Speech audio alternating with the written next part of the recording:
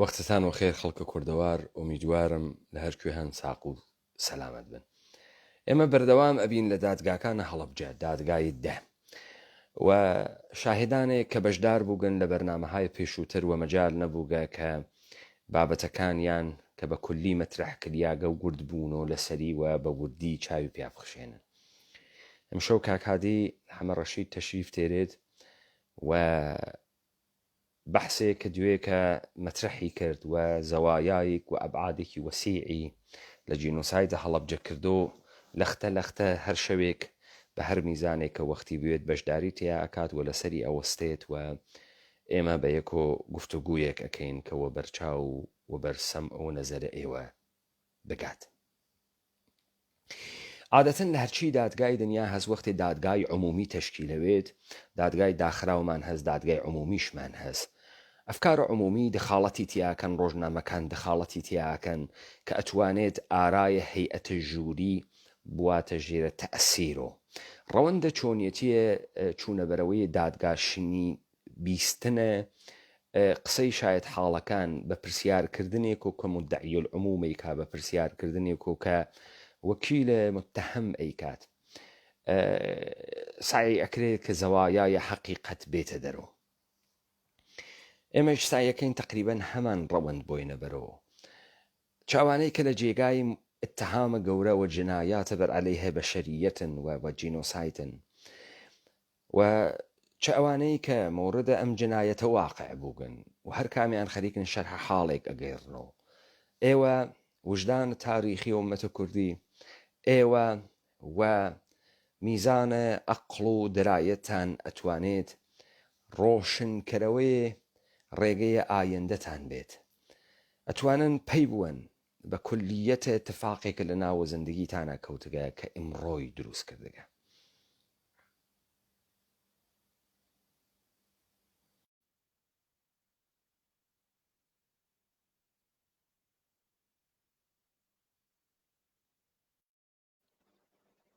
کاکادی وەختتان وەخێر. ئومیدوارم بژین. ئومیدوارم شەو مشکڵەکەی دوێ شەومان نەوێەوە بتوانین هەر بەم کەیفیەتە و بەم وازەحیە بەشدار بین و کاتەکەمان بۆی نەبەرەوە. فەرمونون من مقدمەی خۆم کۆتاهوت، ئێوە دەست پێ بکەن. ئێمە دوێ شەو کولیەتێکمان لە ئێوە گرت، یعنی ئێوە کاملەن دروست لە دوای شانزەی سێ دەستان پێکرد. اتفاقاتێک کە ئەکەفێت ڕەوەند و ڕەوێک کە بەسرە مردم تێت، مردمانێک کە هیچ کەس و کاریشیان لە دەستداگە و بگرە کەس و کاریان لە دەست نەداگە، بەڵکو ئەکەونە ناوە مەئاساتێک و بەرە و چارەنووسێکی نادیار ئەڕۆن پەرش و بڵاویەک و لێو دوا ژیانە ئوردوگا چ لە ژێر دەستە دەوڵەتە عێراقیە چ لە نێو شارەکانی ترا تەحتە ناوە ئاوارە چ بە عینوانە ژیانە ئوردوگاهیەک کە لە بارمتەیەکی بێقانون ئەچێت لە ژێرە دەستە دەوڵەتە ئێرانیە. متقاعبە ئەوە کە ئێوە مەترحتان کرد گەڕانەوەیەکی مەقتەعی دەڕۆژە و دیسانەوە دوای مەسئلەیە بە ناوی ڕاپەڕین دەستپێکردنە ڕەو و چوونە دەرەوە بۆ ساڵێکی تر و دووبارە هاتنەوە و دەستپێکی شتێک بە ناوی شەڕی ناوخۆییە ئەحزاب. ئەمانە مەقاتەعێک بوون کە لەسەری هەمان اتفاق کەوتەوە. کاکە گیان من پێم وایە ئیرادەکەم لە ئێوە دۆزی بێتەوە. نازانم ئێوە هەنسفریەکەتان وایفایە، ئەگەر وایفای بێ ئەم اتفاقە ئەکەوێ، ئەگەر هەنسفریەکەتان بە وایفای وەسڵ کردگە قەتی ئەکات، ئەگەر نە من فکرەکەم کە وەی فەیسبووکەکەتان ئێشێ ئاپدەیت بکەنەوە، چون ئێوە لە پڕێکا کولەن تەسویرتان ئەچێت دیسکانێکت ناون کە کانێکشنە ئینترنێتەکەتان زەعیف بێت، لە پڕێکا تەسویر ئەپەڕێت، یعنی کولەن قەت ئەوێت و ئەمە نیشانەدا یا ئێوە مەسەڵا من ئەم هەنسفریەمە هەست کە وایفایە ئەسڵەن بە دەردە لایڤ فەیسبووکی ناخوا، چون لە پڕێکا هەر ئیرادێکی بێ دەسم پێ بخوا داکەوێ دیبیتەکە قەتەکە. بۆیە من لەوە استفادە ناکەم، لە سینیەکە استفادەکەم، سەختە بەڵام مەجبورم لە سینیەکە استفادەکەم. من فکرەکەم دقیقەن هەمان اتفاق بۆ ئێوە کەفێ یەک شتێک لەم وەسەتە ئیرادی هەست، ئەگەر بلوتوتەکەتان وەصلە بە شتێک بلوتوتەکە بوەسن.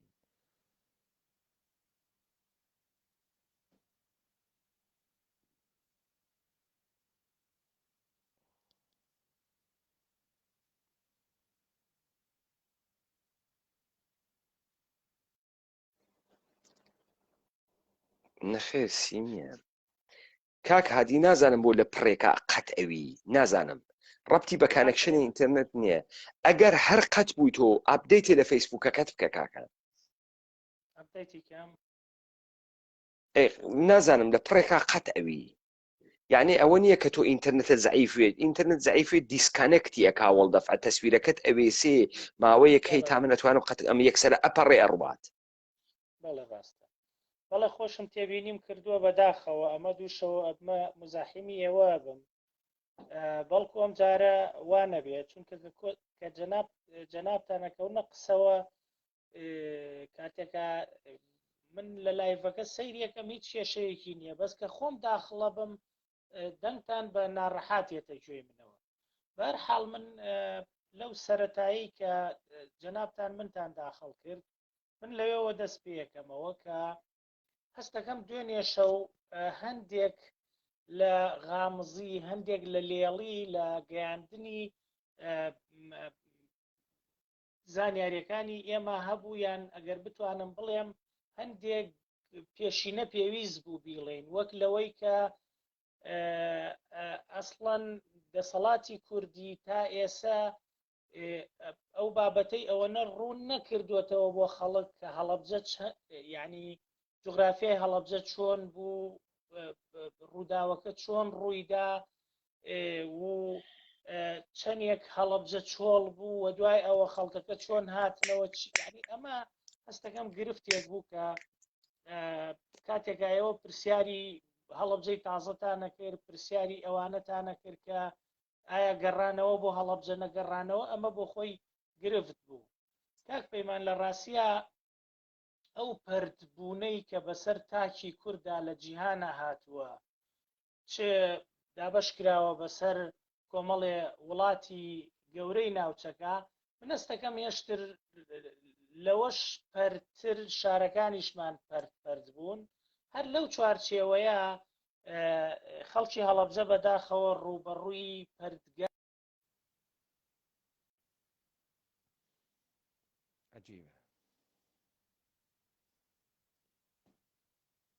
عجیبە متاسفانە نازانم ئەم اتفاقە بۆ ئەکەفێت و ئەم دیبەیتە بۆ وای فێزێت نازانم چی ڕوئەدات بەڵام دەست ئەخوا لە شتێک هەنسفریەکەتان وەکو شتێ ئیرادی بوێت نازانم چه اتفاقێکە کەفێت کاک هادی ئەکرێتە دەرەوە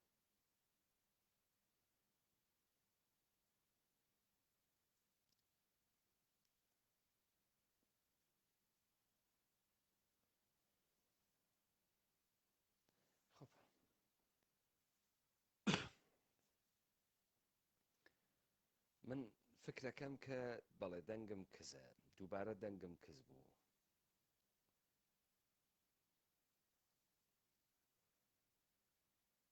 متاسفانە دەنگ کز ئەبێت کە کەسێک بەشدار ئەبێت لە دیبێتەکە و ئەڕواتە دەرەوە ئەم موبایلی منە دەنگ کز ئەکا نازانم بۆ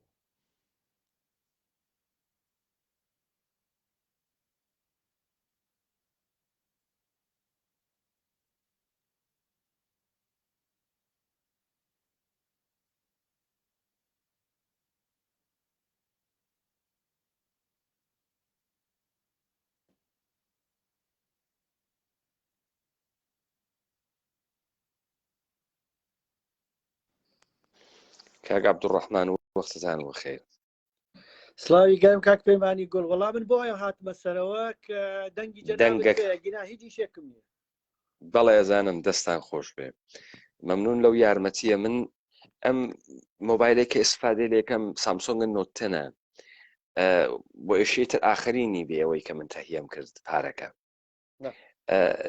نازانم چه ئیرادێکی هەست کە خەڵکە ڕواتە دەرەوە لە دیبەیتەکە دەنگە من کز ئەوێت وەکو شتێ ئەو شەوە بە هەڵۆڤیەکە تاقیم کردو و باشتر بوو. کاک هادیش نازانم چه ئیرادێکی هەست لە پڕێکا دەنگی قەت ئەوێت و نامێنێت لە دیبیتەکە. منیش چوون ماتەڵم ئەوان تەشریف بێرن و قسەکانیان بکەن نەڕۆمەناوە مەباحسێک خۆم مەترەحیکەم لە بەرەوەی پچڕ نەوێت لەزا سکوت ئێشێ بکەم، چون من خۆم ئێستا هەر لە حەزەمکانی هەز ئیشان تەشریف بێرن و مەسائلێ مەترەحکەن. دروست بوو بە دروستی دەسی بۆ برد. بیسەری ئەم دیبیتە مخاتبە ئەم دیبیتە ئەکسەریەتە مردمە کوردەوارە ئێمن کە سەبارەت بە جوغرافیای منتەقەکەیش نازانن. مەسەڵەن من خۆم تاوەی کە یاران زەحمەتیان نەکێشاوە نەقشەیان نەکێشا نەمەزانی عەنەب وا لەکوێ، نەمەزانی زەڵم وا لەکوێ بەرەو کوێ ئەچێت و ئەم مەناتقە چەندێ فاسڵیان هەستەکی یەکتریا خوڕماڵ وا لەکوێ. ئەڵبەتە تێپەڕیگەم بەناو هەڵەبجا و ئەزانم سەیسایەق و خوڕماڵ و ئەوانە وانەکوێ و بەرەو مەسیرە سولەیمانیا چن. لە هەمان کاتدا تاریخەکە نییە پەرش و بڵاو باسکریاگە مردم ناتوانێت تەرکیز بکاتە سەر ئەوە و بعدەن ئەوەی کە تۆ 33 ساڵە لە مەجامع ڕسمی و تریبون ڕسمی کەسانێک لە ژێرە ناوە پسپۆڕ و کۆمەڵەی قوربانیان و خانەوادەی قوربانیان دروست کریاگەن هەیکەل بۆ مینیمایزکردن بچووککردنەوەی قەزیەیەکی گەورە دروست کریاگە. بزانە ئێمە ئەسڵن ناکۆڵینەوە لەوەی کە چ شتێک ڕژیمێکی تۆتالیتر دروستەکە، چ شتێک ڕژیمێکی ئستبدادی دروست ئەکا. فەرقە توتالیتاریزم تەکە ئستبدادا چییە؟ مەسەڵەن تەواوە نوکە پەیکانەکەمان مخاتب ئەەکەین بە عەلیە خامنەئی، ئەیدەین لە سەدام حوسێن و لەگرا ئەوەی کە ئەتوانێت شخصێ وەکو سەدام حوسێن دروست کات، چه پۆتەنسیێڵێک ئەتوانێت مەسئلەیە وەکو هەڵەبجە دروست کات. بەڕەسی ناکرێت، چون ئێشە ئێوە بزانن و ئێمەمانان بزانین لە ئێمە چ شتێ مەوجودە کە ئەتوانین تەحمل کەین جنایەتکار بەسەرمان و حکوومەتکە. جنایەتکارێک کە بوونە ئینسانیە ئێمە نەبوو ئەو معنای هەست، نەبوو خودە خۆمان معنای هەست. بۆ ئێمە بوونە ئینسانیمان بۆ خۆمان معنای نییە. بۆ ئێمە هیچ بەرداشتێکی دروستمان لە ئینسان بوونە خۆمان نییە. شاید دنیای ئەمڕۆ بەهۆی ئینقلابە اطلاعات و بووگەسە هۆی ئەوەی کە مردم معلوماتی فرەی هەست، چت فرای خوێنێتەوە چت فرە ئەوێنێت، بەڵام ئەسڵەن ئەمە بەو معنانیە کە مردمەکان ژیرتر بووگن و عاقڵتر بووگن و بگرە ئەمە سەری لە مردم شێوان دەگە، مردمی تەحمیقتر کردگە و مردم ئەحمەقتر بووگن. شاید جاران ئەگەر پرۆسەسە عاقڵیە مردمە ئێمە لەسەر 15-20 چیرۆک دەسی پێەکرد، مردمانە ئێمە نوکتە سەنجتر ون، سوخەن سەنجتر ون. بزانە کاک عەبدوڕەحمان مامۆستا دکتۆر لوقمان بەشداری ئەم دیبەیتەی ئێمە کە مامۆستایەکی ئاینی و مەلایەکی ئیسلامیە، بەڵام نوکتێکی بەرجستەوە لە ناوە ئەم ئینسانە سوخەن سەنجە، قسەزانە. یعنی تۆ هێنە هەڵتێری تۆ ئەم ئینسانە ئەیپێکێت، زەحمت ناکێشی هەر بیکەیت و هەر شیکەیتەوە. یە اتفاقی کەوتکریمە حتا لەم حەوزەیشە سوخەن سەنج و کەلامزان نین لە مەختەسە کەلامە کابران تێناگەین، نایپێکین. یعنی تۆ ئیشێ ساعەتها مەسئلەی شیکەیتۆ تا ڕەبتە ئەمانە بە یەکتری و کابرا بتوانێت تەشخیص بە. ئەمە بەو معنaa نییە کە مردمەکە گوناحکارە، مردمەکە لە مەسیرێکا وایە پێیاتکە، لە مەسیرە پەروەردە وایە پێیاتکە، لە مەکتەب، لە زانکۆ، لە قەرارگرتنە لە مەسیرە میدیاکان، ڕۆژنامەکان، تەلەڤیزیۆنەکان، فیلمەکان، هەڵقەکان. ئینسانێک دروست ئەکا، ئینسانێکی سەتحی. تۆ وەختی فیلمە تماشاکەی بەس لەبەرەوەی گوزەرانی کاتی پێ بکەی، تەبیعەتەن تۆ هەریا پێ ئەکەنی، یا لە فیلمی سینەمایی هەر ئەکشن تێگەی، تەقە کلاشینکۆف تێگەی و حەز ئەەکەی بە جلوەهای ویژە و سیارەیە بپەڕێت و بێتە شەڕ و خەڵکی با لە یەکتری و حەز بەماکەی تۆ ئاسان تێناگەی لە ڕەوایەتە فیلم، لە ژانڕە فیلم، لە نەقدە فیلم، لە پەیامێکە کارکردان هەسی بەشە جۆرا و جۆری ئەسڵەن بەفەهمی نەڕیشنە داستان تێبگەی حیج فقط گەرەکتە سەرگەرم بووی. ئەمە یە ئینسانێکی سەتحی خۆری، سەتحی نەگەری میان مایە بە قەڵی ئینگلیسیەکان ordinary people دروستەکە. مشکلە دنیاە ئێمڕۆ ئەمەسە مردمەکان معمولین، مردمانێکی عادین و ئەم عادیبوونە بووگەسۆ فەزیلەت بووگەسۆ فەزیلەت نەبووگەسۆ ڕەزیلەت. ئەمە ڕەزیلەتە کە تۆ عادیویت. بزانە ئێمە دروستە نەمایش و تەئاترە کتێ و لە پشتە سەرمانە ناکەین، وەکو ئەو جۆرەی کە ئەمانە گەرەکیان بوو لە هەیکەلە ئینسانە دانا دای بنێن تەلەڤیزیۆنەکان و ئەم جۆرە ژیانە نەمایشیە. بەڵام خۆ ئاست وە محتەوایە کەلامێکت دەسی بۆ ئەوەی نیشان ئەدا تا چه میزان تۆ سەبارەت بە مەسئلەیەک قوڵ ئەوی تۆ. ئومیدوارم کاک هادی لە هەر وەختێ تەشریف دێرێەوە ئابدەیتە فەیسبووکەکەی تەواو بووگە. ئۆکێ کاک هادی، کاک عەبدوڕەحمان زەحمەتت کێشا، زەحمەتت کێشا. کاک پێماگیان لە خزمەتتان هەر کاتێک پێویست بوو تر من ئەوە یارمەتیان هەدەم لە من بچۆم فرە کارێکی کاک هاتی بێتە سەرەوە. دەڵێ فەرموون کاک عەبدوڕەحمان.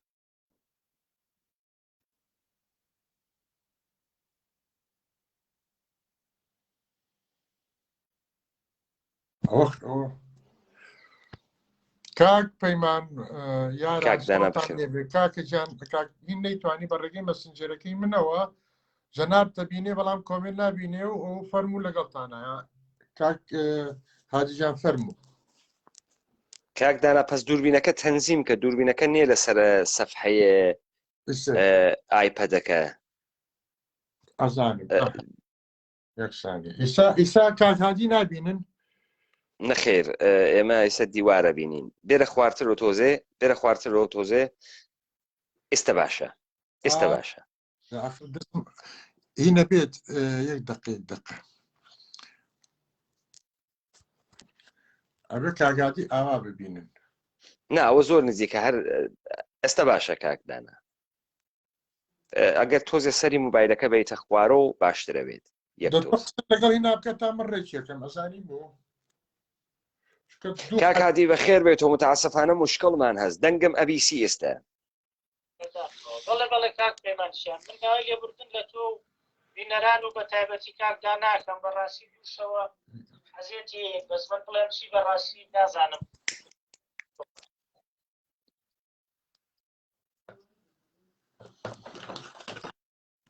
نا تەنزیمی کەم بۆتان ئیتر من بەچێتان بێڵم. وا باشە باشە تەسویری کاک هادی دیارە. فەرموون کاک هادی. کاک پەیمانجیان وەڵامی من نازانم لەکوێ قەتە لەوێ قەت بوو کە ئێوە وتان یەک مغڵقیەک لە ناوە کەلامە بوو و گەینە سەر ئەوەی کە حتا دەرمەوردە جۆغرافیا و پاشان یەواشواش خەریک بوون بەرەو زندگی ئوردوگا و پەراکەندگی ئەچوون. وتانیە پەراکەندگیەک لە ئینسانە کوردیە مەوجودە بە هەموو دنیا و پاشان پەراکەندگیە شارەکان و ئەوە لەوێ بوون کە قەت بوون. بەڵێ ئەو پەرتگایە کە درێژەی هەیە تا ئاگاتەوەی کە بەداخەوە ئێستا وەک دوێنە شەویش باسمان کرد فیستیڤاڵی ئێل و عەشرە تەکەنەوەنەی تر پەرتمانەکەن. بەڵام من ئەمەوێ بچمە سەر ئەوەی کە بەداخەوە چۆن لە ڕۆژانی کیمیابارانە خێزانەکانی هەڵەبجە بە یەکجار بەرد بوون. لە خێزانی خۆمانەوە دەست پێ بکەین. خێزانی ئێمە چەند ڕۆژە پێش یعنی بۆی بیکەم بە کەرەستەی دەرخستنی ئەو وێنەیە، نەک ئەوەی باسەکە باسی شخصی بێت. لە چەند ڕۆژی پێش کیمیابارانی هەڵەبجە خوشکێکم لەگەڵ ماڵی پورما چوو بوو بۆ سلێمانی، واتە لە خێزانێکی دەنەفەری ئێمەیە مابووینەوە 9 نەفەر. لەو 9 نەفەرەش باوکم و باوەژنەکەم یعنی دایکم نەمابوو، باوەژنم هەبوو. باوەژنەکەم و باوکم و خوشکێکم و برایەکەم لە ناو هەڵەبجە لە یەک ون بووین، لە یەکدا بڕاین. ئەوان لە ڕێگای سازانەوە خەڵکی هەڵەبجە یعنی وێنەی بەداخەوە ئەو حاڵەتە جوغرافی بۆی وێنەی بکێشین. هەڵەبجە خۆی ئەکەوێتە نێوان دوو شاخەوە کە شاخی شنەوی و باڵامبۆی پێڵێت. باڵامبۆ کەوتۆتە ڕۆژئاوای تقریبەن باکووری ڕۆژئاوای شارەکەەوە شنوێ کەوتۆتە باکووری ڕۆژهەڵاتی شارەکەوە و هەڵەبجە لە خواری ئەو دوو شاخەوەیە هەورامان ئەکەوێتە ڕۆژهەڵاتی هەڵەبجەوە و سازان و مۆردین و هەندێ لادەی کەش چنار و ئەوانە ئەکەونە مەنتیقەی کۆکۆیی ئەکەونە پشتی هەڵەبجەوە یعنی ئەکەونە باکووری هەڵەبجەوە و ناوچەی نەورۆڵی و شەمێران و تاوگۆزی ئەکەونە ڕۆژهەڵاتی ڕۆژئاوای هەڵەبجەوە واتە پردی زەڵم ئەکەوێتە باشووری هەڵەبجەوە بۆی وێنەکە ڕوون بێ پردی زەڵممان لێ گیراوە کەواتە ئۆپشنی بەرەو لای عێراقمان نەماوە ڕۆژهەڵاتمان یەکسەر ئۆتۆماتیکی ڕۆژهەڵاتی کوردستانی شەکا کە ئەکاتە ناوچەکانی مەریوان و بەو دویشان بە دیوی باکوورەکەی هاتوێتە پاوەوە و تقریبان ڕۆژئاواکەشمان هەر باکووری ڕۆژئاواشمان هەر ئێرانەکە کە متعلقە بە لادیەکانی جوانڕۆوە سەلاسی باوەجان و ئەو هەرزی قوڵقوڵە بڵێن بۆیە ئێمە هەر لە یەکەم ینی لە شەوی شانزەی سیا ئێمە دابڕین خێزانەکەمان بوو بە دوو بەشەوە کاڵم خێزانەکەمان ئەگەر خێزانە گەورەکەمان خزمەکانمان بڵێ ئەوەش هەم بە یەک جار بووین بە 4-5 بەشەوە بەڵام خێزانە بچووکەکەی خۆمان کە لە دەست پێکات بووین چواریان لە سازانەوە ڕۆشتن 6مان لە ناوچەی نەورۆڵیوە ڕۆشتین و ئەمە وای لێ کردین نەیتم و برایەکم و خوشکێتم بران بۆ کرمان کە دوێنێ شەویش مامۆستا کامیل عەبدولقادر باسی کرد ئێمەیان بن بۆ کەنگاوەر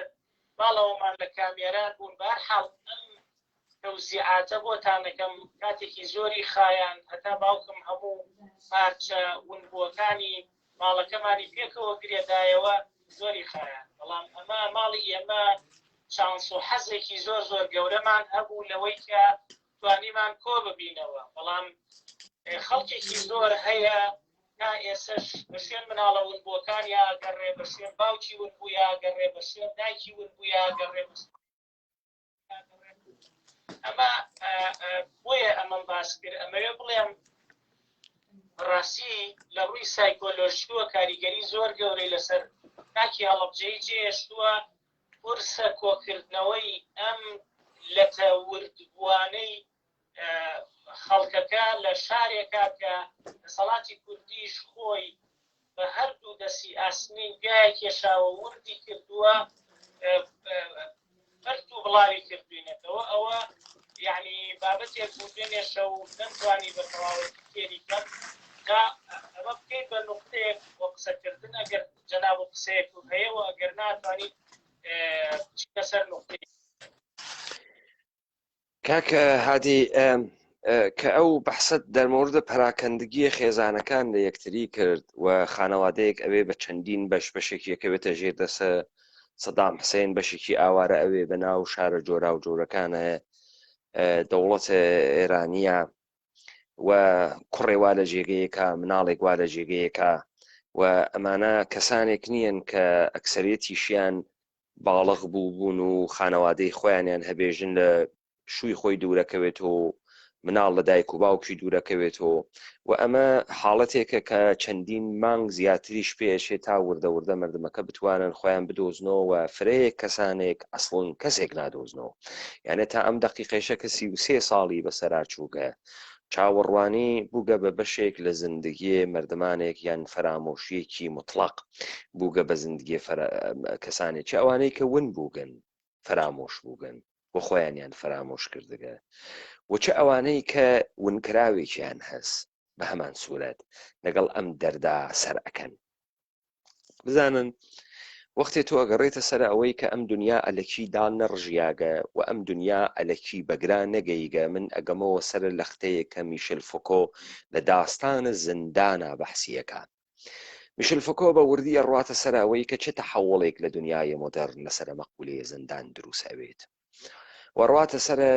ئەو جۆرە داڕشتنەی کە بریتانیا و جەرمی بنتهام ئەیکا لە زندان ئەوەی کە هەدەف زندان چییە؟ هەدەف زندان کۆنتڕۆڵکردن لەش وجودە زندانیە لە دنیای مۆدەرنا. بە تەنهایی ئەوە نییە کە تۆ لە کابرا گەڕیت و بیخێتە ناوی جێگەیە کە فکرەکە ئازادی لێ ئەسێنیت، بەڵکو تۆ لەوێ ئێشی تربیەتی کەی، تربیەتی کەی کە دەستەمەوە بوێت بۆ حاکمیت، تربیەتی کەی کە بتوانی ڕامی کەی و متیعی کەی. و یەکێک لە تکنیکەکان مەسەلەن ئەمەسە کە تۆ خامۆشی بەسەریاتێری لە کاتێکا کە زندانی خەوی نایێت، لە ساعتە 8 شەو، لە ساعتە 9 شەوە. زندانی ئەوەی تەناوە سکوتێک، لەم سکوتە زندانی بتوانێت بڕواتە سوراغە خۆی ئازادیەکەیت گرتووە، زەحمەتت بۆی دروست کردگە، ڕەنج خەریکە ئەکێشێت، و ئەم ئینسانە بکەوێتە پرسیارکردن کە بۆ من خەریکم ئەمە ئەکێشم. تا لە حاڵەتێکی ڕۆحانیە ئاماژە بەوەکە کە بارهای بار کشیشیان بۆ تێرن، یعنی قەشەی مەسیحیان بۆ تێرن، حتا ئەو زندانیانەی کە باوەڕ دینیان نییە ئاعتراف کەن بە جورمەکانیان، ئارام بوون و بە نەوعێ ئاعتراف گیری عادەت بکەن و ئەکەونە ئاعتراف گرتن لە خۆیان، وردە کەونە ئاعترافکردن لە خۆیان و وردە خۆیان لە دادگای خۆیان مقەسرەکەن کە ئێمە بۆ خاتری ئەم جورمەی کە کردمان ئینسانێکی نەشاز بووین، ئینسانێکی خراپ بووین، ئینسانێکی بزهکار و مجرم بووین، ئێمە سنوورەکانە قانونمان دابەزاند و کابراکەوێتە شکنجەکردنە خۆی و متیعکردنە خۆی. ئەوە متالعاتێکی ئەمیقە کە فۆکۆ لە بەشە زندانە بەحسی ئەکات. بۆیە من ئەم قسانەکەم تا بفهمن ئەمانە تاکتیک و تکنیکهای حاکمیەتن. مەسەلەن ئەوەی کە لە ڕووسیە مجرمین هەنێرنە سیبری کە کار بکەن،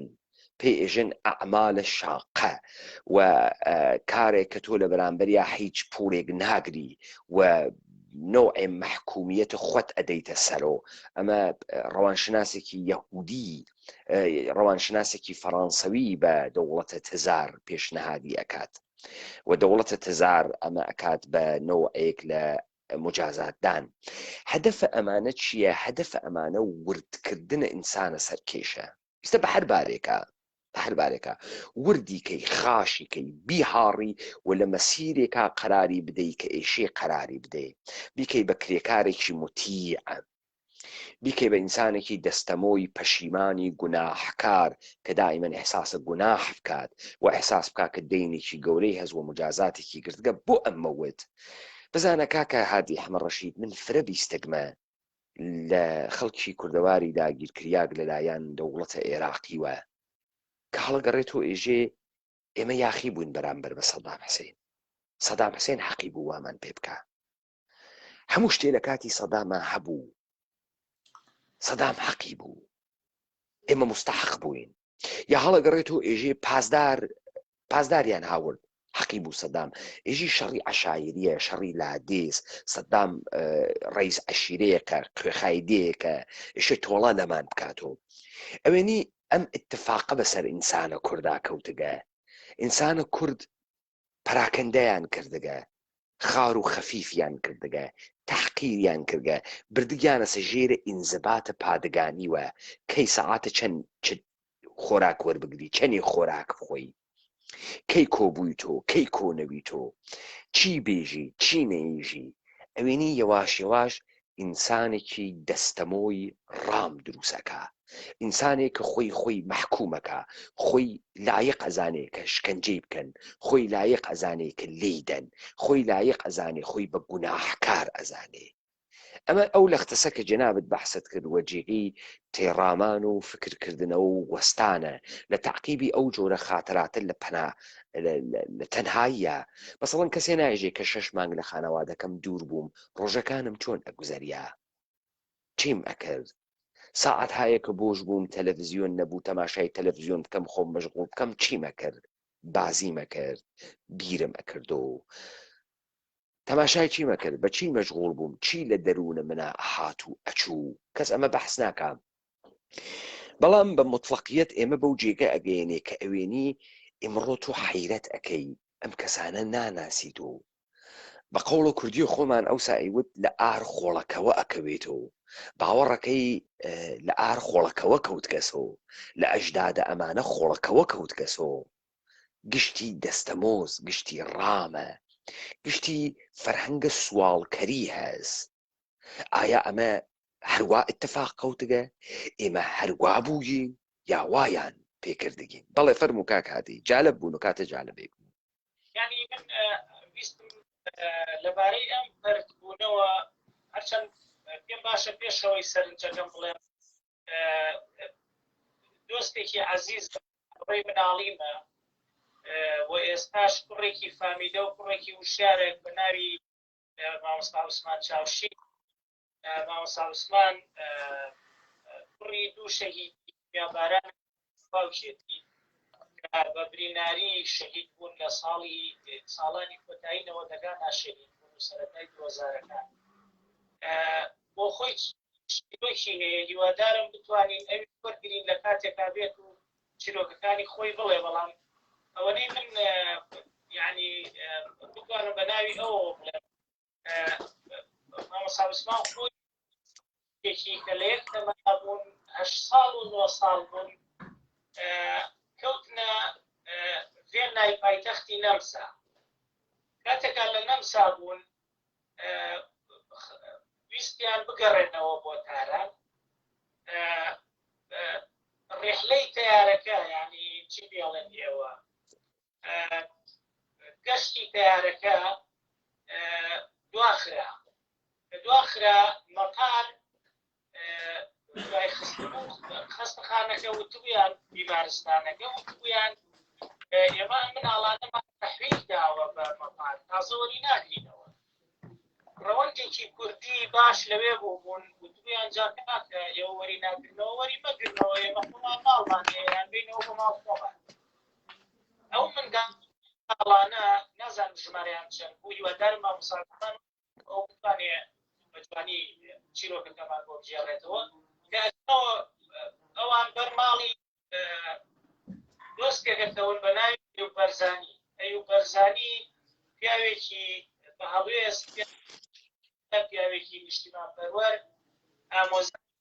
بەرزانیە بەڵام لەبەرەوەی کە هەڵوێستی هەبووە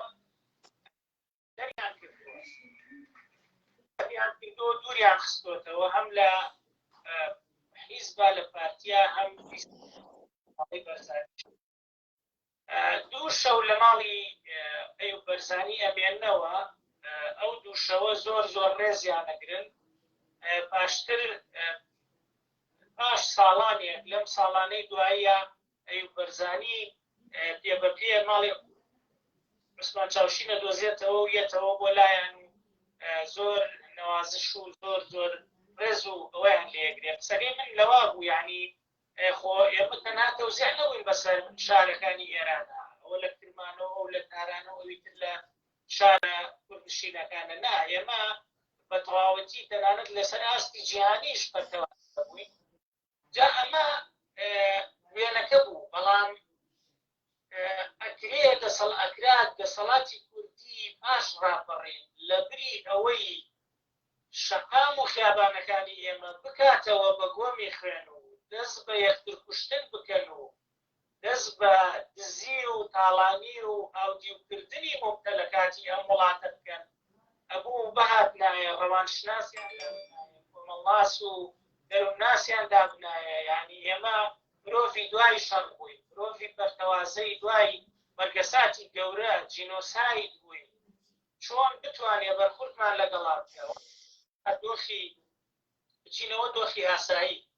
ئەو دۆخەی کە جەناب و باست کرد کە فۆکۆ باسیەکە کە جۆرێک لە خەڵوەت لە سجنە وات لێەکە هەست بە درس بکەی هەست بە زەلیلی بکەی هەست بە بچووکی بکەی بڕوخیت لە ڕاستیە هەبوو دەسەڵاتی کوردی بەهاتایە دەستگا و دامەزراوی دروست کردایە ئێمەی لە ڕووی سایکۆلۆژیەوە ئێمەی بژاندایەتەوە ئێمەی هەستاندایەتەوە ئێمەی وای لێ بکردایە لەو قۆناغی شەڕ و ئەوە بیهێنای لایەتە دەرەوە بەس بەداخەوە لە بری ئەمە دوێنێشەوە باسمان کرد و ناچینەوە سەری بە یەک جار هاتن جارێکی تر شەڕ و ئاژاوە و خوێن ڕشتن و بۆنی باروت و دەنگی دەستڕێژی گولە و هاون و نازانم ئابیجی و ئەوانەیان هێنایە ناو شارەکانی ئێمەوە بە تایبەتی هەڵەبجە و شارانەی کە جینەساییان تێکرا بوو ئەو پەردگایە لە بری ئەوەی ئێمە بەهاتینایە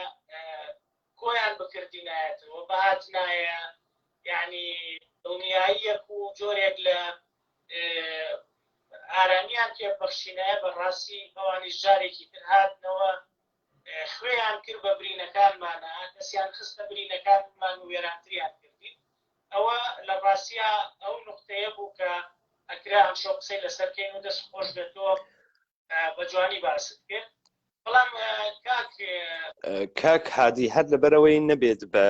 گلەیکردن ئەمە دادگاس و جەنابەت خەریکی ئێژی دەبوایە وایان بکردایە و وایان نەکرد بزانە دەبوایە وایان بکردایە یعنی ئەمەی کە بزانە چۆن تۆ ئەگاتە کاتی هەڵبژاردن هەر کەسێک دەدانە شەهادەی هەسوو هەر کەسێک تاریخێ لە خۆی تعریفەکات و لە ژیری و لە ئاقڵی و لە مدیریەت و لە مدەبری خۆیە لەبەرەوەی تۆ دەنگی پێ بدەیت تا ئەم ئاغا بتوانێت لە ڕێگەی بۆ ئەسساتت دەوڵەتی وە خزمەتێک بە جامعەوە کشوەری بکات تحتە ناوە ئەم قسانە با ئەفکارم بە من یەکەمە دروستە یا غەڵەتە یا خەڵک فریودانە و گاڵتەجاڕیە بە خەڵک و بە عەقڵە خەڵک ئەوەی کە نەیان کردووە عەقڵیان پێ نشکاوە بزانە تۆ وەختی خۆت ئەکەیتە زەعیمە قەومێک وەختی خۆت ئەکەیتە ڕەهبەرە قەومێک وەختی خۆت ئەکەیتە نوێنەرە قەومێک وەختی لە قەبارەی خۆتە ئیدارەکردنە جامعەیەک ئەوێنیت ئێشێ مدیریەت و مدەبریەت و لەگرا دەربکەفێ تەوەجۆکەی ئەمەی کە تۆ مردم بەرەو ئیلتیجایەک بووی کە بەتەنها بەشێک گەورەیە ئەم جامعە ئیقتسادە کە هەس من نایژم نییە و ئەم ئیقتسادیشە خولاسە ئەوێت لە بڕێک پوڵ بە ناوی موچە و تۆ هەرچی شتە بە پوڵ جوبران ئەەکەی و بەدەست هاوردنی ئەم پولیشە بە فرۆشتنی سامانە سروشتیەکانە ئەمەیش دیسانەوە چۆن ئێژن داڕژیاگە یعنی ئەوە نییە کە ئێمە فکرکەین و ئەمانە نازانن ئەمانە چۆن ئەزانن دەیان گرێ بەستی نەوتی تەکە کۆمپانیە نەوتیا بوەسن فلانە بەرمیلە نەوت لەکوێ بفرۆشن لەگەڵ سپای پاسدارانە ڕێکەون تانکرە نەوت بێرن بە مەرزە پێنجوێن و تەمامە مەریوان بوونە بەرەو حتا خەلیجە فارس نیوەی مردم بکەنە ساحێوی تانکرە نەوت و نەوت بفرۆشن هەروە کە کاک هادی دووبارە فریزی کردەوە کاکدانە هەڵەبجەیەگە دەنگمانە بیسیت بەشک و کاک هادی بگریتەوە ئەوەی خۆت قەت نەکەی هەروە کە ئەمانە عەقڵیان بەوە ئەشکێت گومڕوکات دابنێن و سەرانن لە خەڵکی بسێن و هەروە کە عەقڵیان ئەشکێت بۆ دەوڵەتە ئێرانی کارکەن و بۆ دەوڵەتە عێراقی کارکەن و هەروە کە عەقڵیان ئەشکێت تەلەڤیزیۆنە جۆرا و جۆر دابنێن و خۆی مردم بگۆڕن چۆن نیان ئەتوانی لە ڕاستایە بەتەوکردنە بنیانە جامعەیە کە ئیدعا ئەکەن بەسەری و حکوومەت ئەکەن هەنگاو بنێن بزانە ئەمەی کە ئێمە لە پشتە نەزانین و نەزانین بکەین ڕاحەتە گیانمان کابرا بەلایەوە موهیمەیتر نیمانە لە ئەو باشتر بارهای بار بیستگمانەیەژن نیمانە لە مەسعود بارزانی باشتر نیمانە لە جەلاڵ تاڵەبانی باشتر ئەمە دیعایی کێس ئەدعای کێس لە چ بوارێک و باشتر بوون لە چ بوارێک و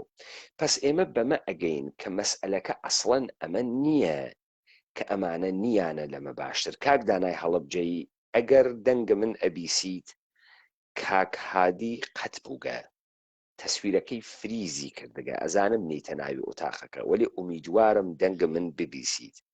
زەحمەتێ بکێشی دووبارە پەیوەندیەکە بەرقەرارکەی لذا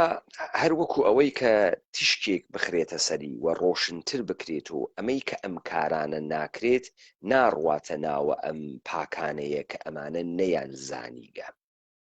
و نازانن یا ئەمانە ئینسانهایەکی جاهلێ بێعەقڵێ قودرەت تەڵەب بووگن بۆیە شەڕ ناو خۆیان دروست کردگە. ئەمانە نە جاهلن نە بێعەقڵن نە نەفەهمن، ئەمانە هەم ژیرن هەم فەهمیدەن هەم جنایەتکارن هەم بێبونیادن. ئەمانە بە مەئموریەت و کار ئەکەن و بەرنامەکانیان ئەوە نەبەرەوە. ئەگەر ئەم اتفاقە ناکەفێ چون قەرار نییە ئەم اتفاقە بکەفێ، قەرار نییە مردم دەنگ دلێر وێ مردم تەڵەکار وێ. دووبارە دەنگە من کز ئەوێتەوە، بەڵکو مردم ئێشێ سوالکەر وێ، مردم ناوێ لە جێگەی حەق و دانیشێ، مردم ئێشێ بڕواتە جێگەی قوربانیە کزۆڵە تێ هەڵدریاک سوال بکات کە ئەو لەسەر گەورەیە لە تنانێ لە گەورەی خۆی بخاتە بەردەمی. مردم ناوێ ئەو بداتە بەرە سوعال لێ بکۆڵێتەوە، بەڵکو مردم ئێشێ تەمەنا بکە بپاڕێتەوە. ئەمە سیستەمێکە کە تەعقیب کریاگە.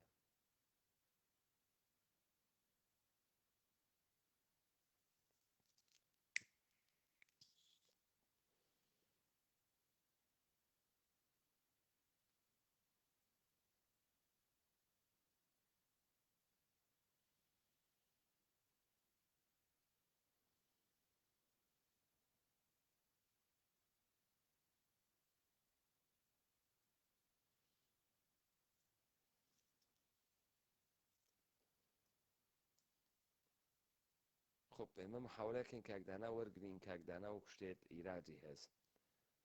قەیمی واتەنی هەنگێکمان بوو وە زەردەواڵە دەرچوو وەکو شتێک کانەکشنەکانی ئوروپایش لەوەی هەرێم باشتر نییە.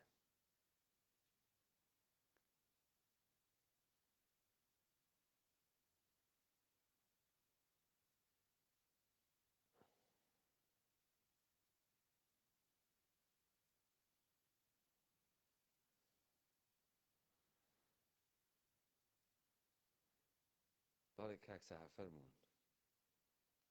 دەنگ خراپە.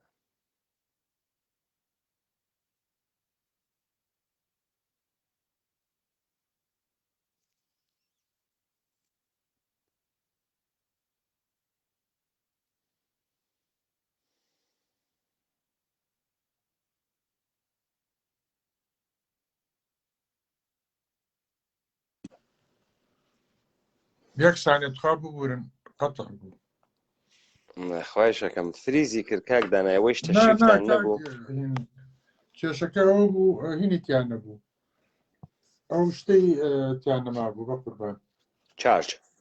شارچەکەی تیان نەما بوو قەتڵ بوو. بەزیسە بە شکڵێکی تر دەیانێن بۆ ئەوەی تر شارچەکە لە ژێریان بێت. ئیسە کاکپەیما کاکین گوێ لێتە. بەڵێ کاک هادی ئێمە لەوێ بووین کە من بەحسم کرد کە ئێمە ناتوانین قبوڵی کەین کە ئەقلیان نەی کێشاگە هەروە کە ئەقلیان کێشایی دار و ئاسن و شیشە و بەرد و وەسایلە بەرق و کارخانەکان هەڕاجکەن و بیفرۆشن ئەقلیانەی کێشا کاری تریش بکەن.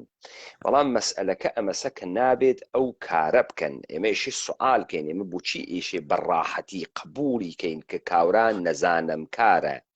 بۆچی ئێشی قبوڵی کەین کە کاورا لە ژێرە نەزانم کاریە دەرچێت و ئەمە بڕواتە قاڵە بڕەخنە. ئەمانە حەز ئەکەن بە ڕەخنە ئەوەسە ئێمە ناتوانین و ئێمە نازانین و ئەویش ئێژێ ڕاستەکەی بەخوا ناتوانین و نازانین و ناکرێت و ناوێت و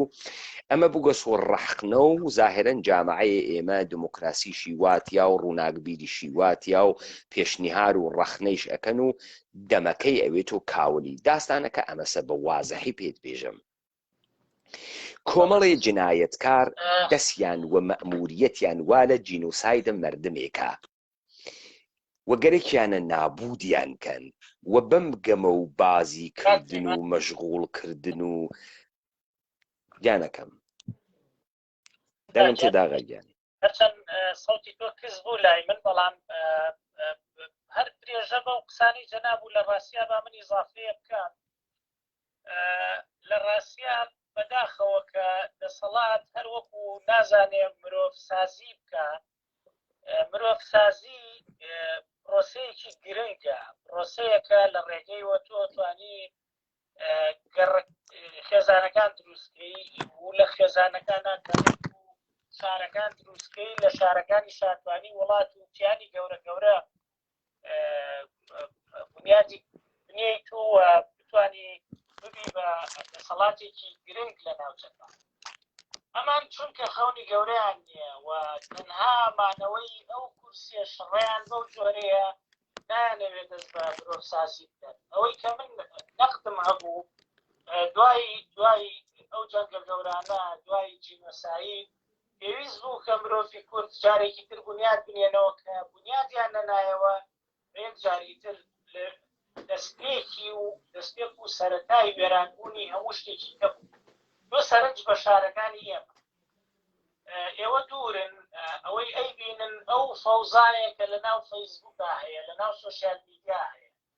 بەس ئێمە بەوردی لە ناو شارەکانی کوردستانای ئەبینین دەسەڵاتی کوردی هیچی دروست نەکردووە، تەنها دوو مەجمەعی مەسکەنی گەورەی دروست کردووە، ناوی ناون هەولێر و سلێمانی.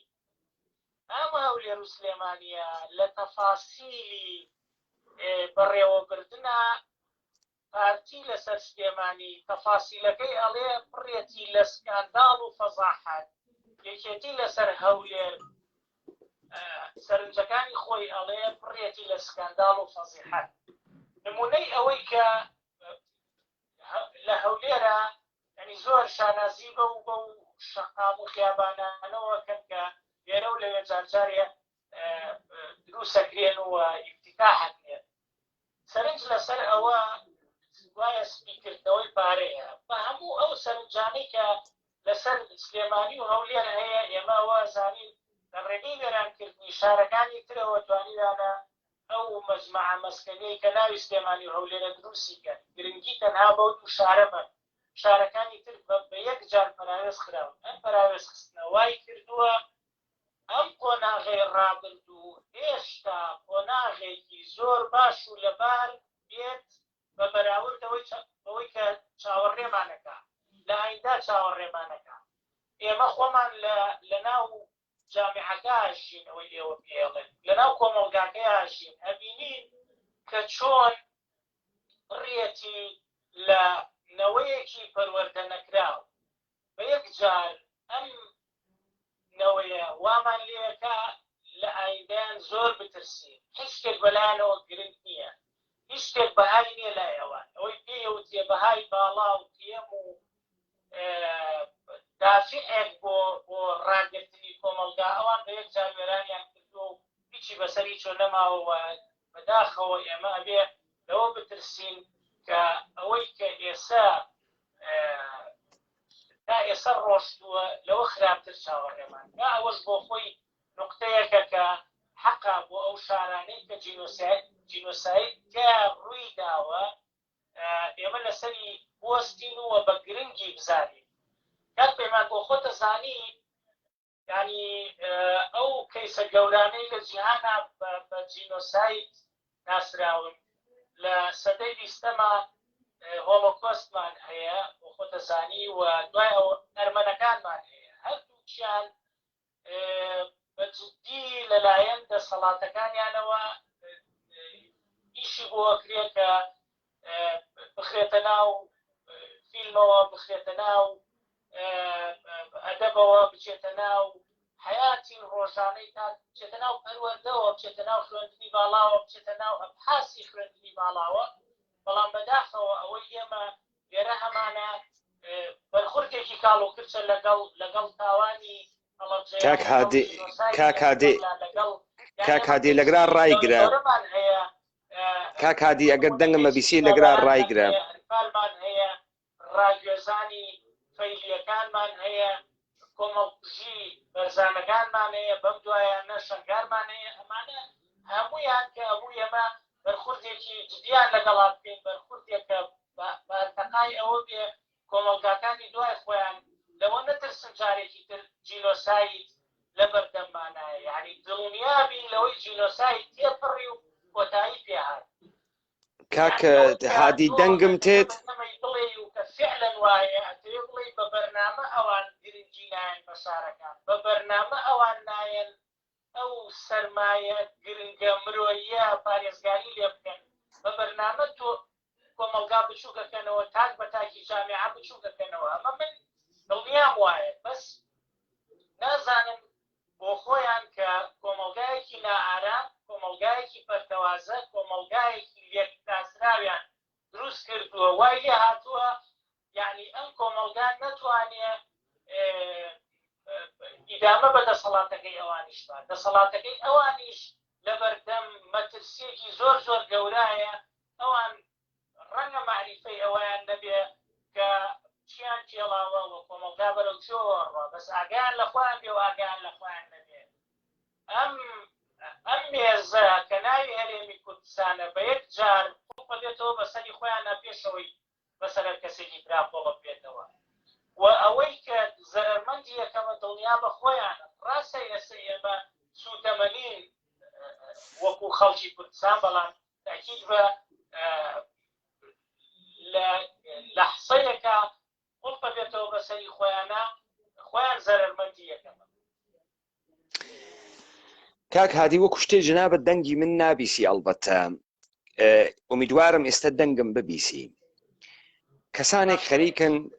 ئەنووسن کە پەرتەوازە بووگە نەخێر پەرتەوازە نەبووگە بەڵام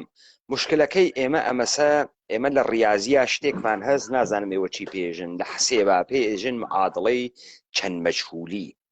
مەجهولیاتی واتە کورد کە گەیی بە معادڵەی یەک مەجهولی ناتوانێت بەڵێ کورد کە گەیە معادڵەی یەک مەجهولی ناتوانێت حەلیکە ناتوانێت ئەسڵەن دەربێترین حاڵەت زەرب و تەقسیم و بێئزافە و ئەمانە ئەزانیت نازانێت زنجیرەیە ئەم بەحسە بۆ ئەکێشێتە ئەگرا بۆ ئێمە ڕۆینە گوزەشتە فلاشبەکی ئەدەینە گوزەشتە تێنە حاڵ دووبارە ئەڕۆینە ڕابردوو بۆ ئەڕۆیت بۆ ئەم کارە ئەەکەین و بۆ جەنابەت دەست ئەوەی بۆ هەنێ خاڵ ئەوەڵەن دەسەڵاتە حکوومەتە هەرێم بە ڕێگەی مردم و دانە نریاگە تا احتیاجی بە مردم بوێت ئەمە یەک ئەمە بە تۆ ئێژێت مردم دخاڵەتێکی نەبووگە لە دانیانە ئەم دەسەڵاتە ڕاستە مردم هەوێنە بازیە کوڕی ئەکوژرێت ئەیکەن بە کارمەند بەڵام لەگرام مەسئلەیەک بە ناوە دۆسیە کورد و سەرزەمینە کوردەوار مەترەحە کە ئیشین نابود بکرێت ئەمەی کە ئەمانە دەسەڵاتیان بوێت و ئەمان لە سایەی مردم و بەم دەسەڵاتە گەیون نەخێر ئەمانە لە سایەی نەو فلای زۆنە 36 دەرەجە مانۆ ئەمانە لە سایەیە شەڕێک کە هەڵی ئەگیرسێنن و ڕیختە قەبارەیە مردمێک کە تێیە مەنگ و گەوج و گێجی ئەکەن و خوی ئەگۆڕن قیەمی ئەخلاقیان تیا ئەگۆڕن کوردبوون و فەرهەنگیان ئەگۆڕن و خەریک ئەبن بە هاوردنێ نەوعێ بێ فەرهەنگی بەجێی فەرهەنگ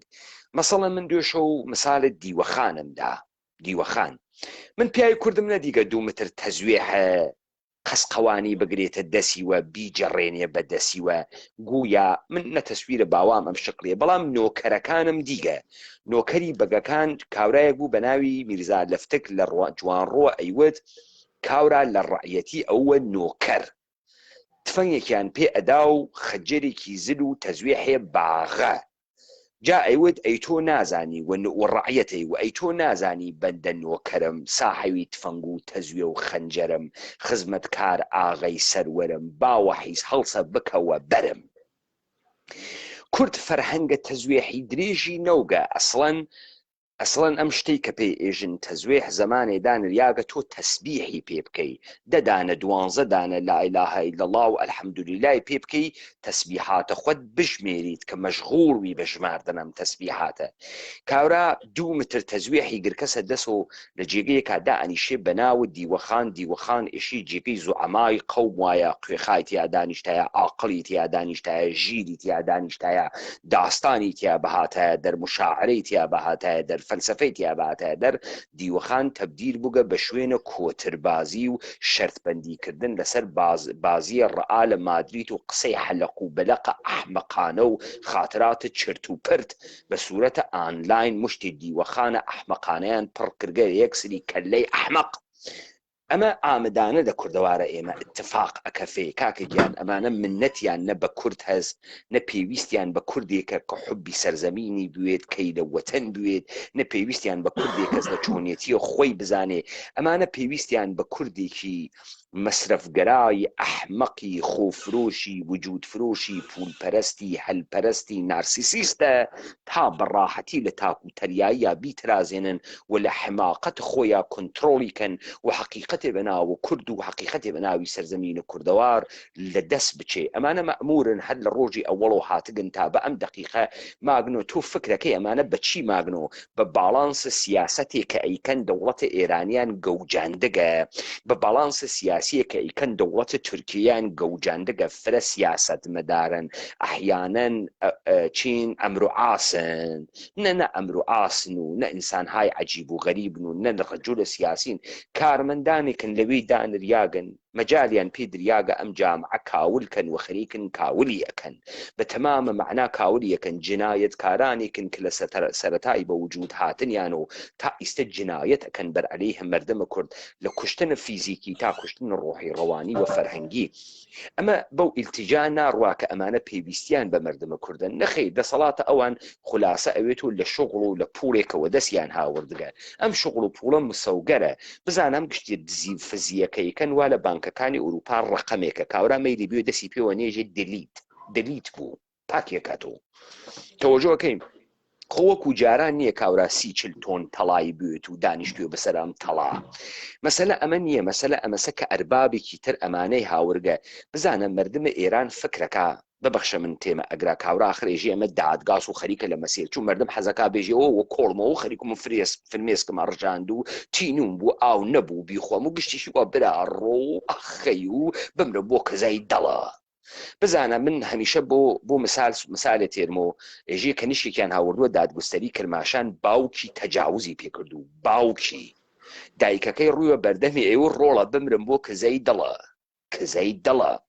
تەوەجۆکە ئەوە نەهایەتە هاودەردی و هاوسۆزیەکە لە فاجعەیەکا کە باوکێ تەجاوزەکاوە کە نیشکەکەی خۆی دایکی ئەوەنە ئەقلیەگا بمرم بۆ کەزای دڵە تەوەجۆکەی مردمە ئێمە وا ئەحمەق کریاگە وا حەزەکەین لە چەپەڵەمەمان بێت و چیرۆکە تکراری بشنەفینەوە نەڕۆینە عمقە قەزایە کاورا و ئەزانێتە من مەجلس داستان گێڕانم دانیاگە من مەجلس داستان گێڕانم دانەنیاگە من ئارشیڤێ دروست ئەەکەم زەمانێک ئەگەر ڕۆڵێ لەم سەرزەمینە گەرەکی و بزانێ بۆ فاسد بووگە وەکو میراتێ وا باوکەکە ئیشارێتەوە بۆ کوڕەکەی ئەژێ قسە تێرێ قسە ئەوڕێ کاکە ئەژێ کاورایەکی دەوڵەمەند بوو سروەتێکی فرەی بوو کوڕێکی بوو کوڕەکەی خوێڕی و نێزانیم پوڵە چۆن دەراتکە هەر خەریکی ڕەفیقبازی بوو باوکەکەی وتی هەچی وامە سەرەمەرگا خەریکم ئەمرم تۆ ئەم سروەتی منەوە بە زەحمەت بەدەسم هاورد بوو بۆ تۆم دانیاگەت و خەرجی ئەەکەی ئەمانە ڕەفیق نیەن ئەمانە مێشن بە دەور شیلی نییە حتا پوڵۆ بێ سەلام و عەلەیکە کەن لێودا تێ هەڵەدەن کوڕەکە وتی وانە وتی ڕۆڵە واسە فقط یەک شتە پێژم تۆ ڕۆژێ ئیفلاس ئەەکەی هیچ کام لەمانیشە برادر و ڕەفیق تۆ نیەن لە فڵانە جێگا تەنافێکم هەڵخسکە وەختێگەیتە ئەو جێگە بڕۆ خۆت هەڵوەسە کوڕەکە دوای مەرگە باوکی کەوتە هەمان کار هەرچی پوری بوو مەسرفی کرد و لەبین چوو قەرانی نەما و ئەوانەیشی ناوی ڕەفیق بوونتیان هەڵدا و دەرگایان لێ نەکردو کەوتە ئیفلاسی تحملی ژیانی پێ نەکردیا چووە سەر وەسیەتەکەی باوکی خۆی بخنکێنێ تەنافەکەی نیا ملی و کە خۆی بەردایەوە تەنافەکە سەقفەکەی واز کرد و کۆمەڵێک زێر ژیا بەسەریا مێژە باوکی بەشێ لە سروەتەکەی لەوێ بۆ دانیاگە ئەم دەفعە کوڕەکە حاڵی بووگە دنیا چ خەوەرە تماشاکە مردمە ئێمە لە فەسادا خەریکە نابود ئەوێ من ئەم دادگانە دائنێم ئەگەر دانەیەک لە فەسادا ئیتر ماندوو بوو بگەڕێ بزانێ بۆ فاسد بوو بێ تەماشای بکە بزانێ خۆی بەدەسە خۆی چی بەخۆی کرد من وەختێ وتم یەکێک لە تاوانەکانە جینۆسایدە هەڵەبجە ئەمە بوو خەڵکە کورد نازانێ دۆست کێز دوژمن کێز کورد کێز ناکورد کێز بۆیە هەرکە تێت جفتێ دەمە قۆپان ئەکا و تەزوێحێ درێژی واوە دەسۆ دەمی پانەکات و چییە و هاتەوە تەوانێ و بوومە قوروان تەوانێ و ئاوا قسە ئەکا ئەتوانێ سوارە مدی بوێ بیکوژێ هاوە نابودی کا کاولی کا و ئەمە کوردە نا ئەمە کورد نییە، ئەمە دوژمنە حەفیە تۆز ئیشی بیگری وە بەرد سەری پانکەیتۆ وەێ تۆ هەنووز نافەهمی کێ دۆسە کێ دوژمنە. بۆیە کاکە هادی قسەکانە تۆ فرە مهمن، فرە مهمن کە تۆ تێیت و ئەڕۆی نەخیر ئەمانە منەتیان بە مردم نییە، چون مردم نەیان هاوردگن، ئەمانە ئەربابیان یەکێکی ترە. مردمە ئێران فکرەکە بە ئاخنی قسەم کەم، ببەخشە کاکادی ئاخنی قسەم کەم. خەڵکی ئێران فکرەکە عەلیە خامنەئی و مەجموعەیە دەوڵەتە جمهوری ئیسلامی مردمانە ئەحمەقێکن کە نایەڵن مردم خوشبەخت بێ، ئەمانە ئەقڵیان نییە بزانن چۆن جامعە ئیدارە ئەکەن، بیدەنە دەسە حەمە ڕزای پەهلەوی خاستر ئیدارەی ئەکا، بیدەنە دەسە مچەی هەجری و عەبەی موحتەدی خاستر ئیدارەی ئەکا، لەوان باسەواترە، ئەحیانەن لەوان با ئەخلاقترە و وانییە. ئەساسە دەوڵەت بۆ ئەوە نییە خزمەت بە تۆ بکە، ئەساسە دەوڵەت هەروە کە ماکیاڤێل ئێژێتی گرتنە دەسەڵات، هێشتنەوەی دەسەڵات و بەردەوامکردنە دەسەڵاتە. ئەوەسە تۆ بۆ ئەوەی دەسەڵاتە بۆیتە ڕێوە کەسێکە نەگەرەکە مرۆڤ ساڵەم وێ پرسیار بکە، تۆ کەسێکە گەرەکە فەحەوێ تێی هەڵدەی بێژێ بەڵێ قوربان فەرمانە لێ بووە. کاکە هادی تۆ گورگ نایریتە ماڵەکەی خۆت، گورگ قەپەگری، گورگ هەڵەدڕێ وەلێ سەتێری سە قوزەی تێ لە تێنانی پێبەی لە تێنانی بۆنەوەی هەر کلک تەکانەدا، بۆیە حەز بە سەگەکەی وەلێ حەز بە گورگ ناکەی. عەلیە خامنەی نەهات کە مردمە ئێران خۆشبەختکە، عەلیە خامنەی هات کە مردمە سەرزەمینە ئێمە بکاتە ڕعەت، بکاتە فاحەشە، بکاتە حاڕیاک، بکاتە بێ ئەخلاق و کردی دەستی خۆش بێ کردی. تەوەجۆ ئەفەرمووی ئەمانە نەهاتکن کورد ڕزگارکەن، هاتکن کورد بفەوتێنن، نابودیکەن، فاسدمانکەن، شکست پەزیرمان بکەن، خار و خەفیف و دەهاتی و بۆگەنمانکەن وە کردیان. فەرموو کاکادی ئێدامە بدەن. فەرموو بێزاد چۆنە کاک پێمان من بە تەواوەتی لەوەتی یەکەم کە دەسەڵاتی تۆتالیتار مادەم خۆی بە تۆتالیتاری هاتووە، خۆی ڕعیەتی ئاغایەکە، ئەم ئاغا ئیدامە بە حیاتی ئەوەیە، تەنانەت ئاغا بڕوان کێشەی نییە، ئاغایەکی تر بەیاتە، هەروەکو ئەوەی کە ئێمە شاهیدی ئەوە بووین شۆڕشی ئەیلول لە ئەڵقەیەک بوو لە پەنجەی هینا بوو، لە پەنجەی شا و ساواکی ئێرانە بوو، کۆتاییان پێنا، بەڵام دوجار کاتێکە ئەو ئاغایە ڕۆی کە حەمەڕەزا شای ئێران بوو، بە دوایە جمهوری ئیسلامی ئێران هات پارتی و ئەو سەرکردایەتی کە شۆڕشی ئەیلولی ئیدارەیەدا گەڕایەوە چ تاوانێکی لە ناوچەکانی کوردستانی ئێرانە دش بە کوردەکان ئەنجامدا بوو، بۆ جمهوری ئیسلام بۆ شا ئەنجامیدا بوو، بۆ جمهوری ئیسلامیش دووبارەی کردەوە و باکی نەبوو، یعنی تاوانی مرۆیی بەرامبەر بە ئەوان ئەنجامدا. لەمە تێگەم کە دەسەڵات مادەم لەسەر پایەی خەڵکی نەوەساوە بێباکە لە خەڵکی، بەڵام دوجار جەنابتان ئەزانن ئەو دەسەڵاتە تۆتالیتاریانەش کە با لە ئەوجی وەشا بێەوە، با زۆر بێمنەتیش بێ لە خەڵک، دوجار گرنگە بەلایەوە ئەوەی پێوترێ ئیستیقراری ئەمنی، ئەوەی پێوترێ ئیستیقراری ئابووری، بۆ ئەوەی بتوانێ پرۆژەکانی خۆی بەرێ بەڕێەوە، پرۆژەکان با شەخصی بن، با بنەماڵەیی بن، با حیزبی بن، بەڵام دوجار پێویستی بە زەمینەیەکە ئەم زەمینە لەبار بێ بۆەوەی ئەم ئیشەکانی تیا بکە. ئەوەی منەی بینم ئەم نەوەیە ئەوان لە سایەی ئەو پەروەردە سەقەتە، ئەو خوێندنی باڵا سەقەتە، ئەو تەنانەت ئەگەر لە نێوان دووکەوانە بۆی ئەوانەی کە هەستی ئاینیان بە هێزە لێمان زویر نەبن، ئەو مزگەوتە سەقەتە، ئەو پەرستگە سەقەتانەی کە ئێستا ئیدارەی با بڵێن کاروباری ئاینی ئێماکەن، ئەوە زەردەشتیە دوێنێ قسەیەکی کردووە بەرامبەر بە سەلاحەدینی ئەیوبی و پەرچەکرداری خەڵکی تر چۆنە، و ئەو مەدە سەلەفیە جیهادیە کە ئێستا لە دوای کەوتنی داعشەوە کە لە ڕووی فکریەوە بە تەواوەتی کەوتووە، بەڵام ئێمە خۆمان لێرەی نەزانین چ پێگەیەکی بەهێزیان هەیە بەداخەوە لە ناوچەکەیە، بۆ لەبەرەوەی کە دەسەڵاتی کوردی هەموو شتێکی ئیمال کردووەوە، نەیتوانیوە ئیدارەیەکی تەنانەت کاکە جەنابتان وشیارن و ئەوانشی گوێمان لێگرن من نەزانم نخبەیەکی خوێنەوارە وەکو لایفەکانی تر نییە بۆ پێکەنین و بۆ تەرفی هاتبن گوێ لە ئێمە بگرن بۆ جنێ و بۆ هەندێک قسەی بازاڕی ڕێزمێ بۆوانی لە بازار ڕایشەکەن گوێ لە ئێمە بگرن جەنابتان ئەزانن و معلومە لەلاتان کە دەسەڵاتەکان چوار جۆر دەسەڵاتی سەرەکیمان هەیە دەسەڵاتێکمان هەیە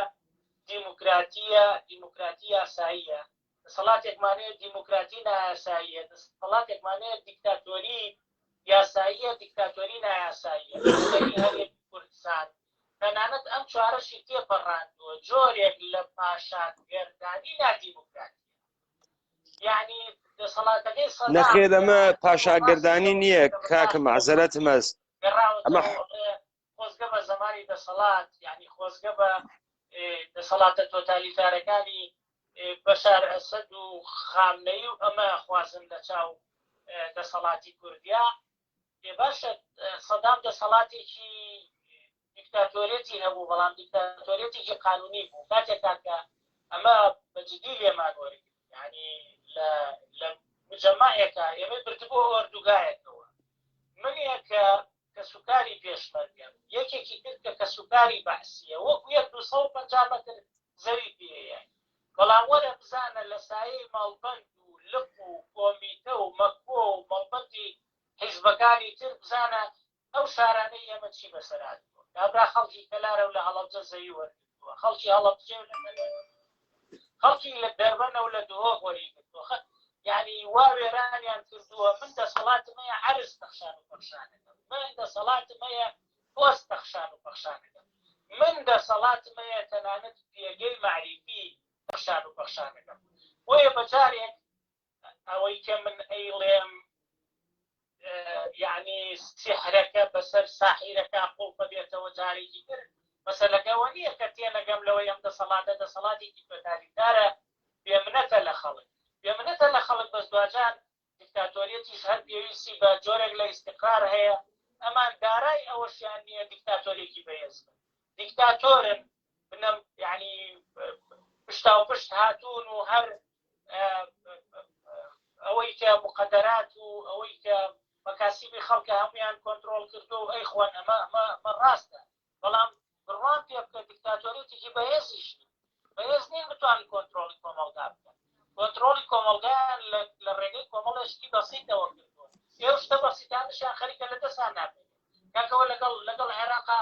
تێگیراون لەسەرەوە ئێوان ئەمان ناتوانن موچەش بن ڕەنگە تۆ بڵێ پارەیان هەیە و نایەن کاکە ئەمە وازەحە بەس پارەیان بۆ حکومەتەکە نەماوە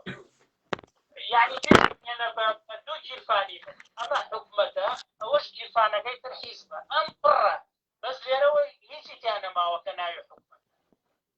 گیرفانەکەی حکومەت خاڵی بووەتەوە هیچی تیان نەماوە ئەمە ئێرە نایەنێتەوە بۆی بە یەک جار خۆوانی ێسەی جۆمان لێگر نەزانن تەعیلات وەساوە جیل لە دوای جیل یعنی نزیکەی 10 جیل زانکۆی تەواو کردو و دانەبەزراوە کات یعنی تۆمە بە سادە وەرەگری ئەمانە هەمویان سەریان کردووەتە سەلەفی بازی و داعش بازی و زەردەشت بازی و نازانم کۆمەڵێشتی بەسیت و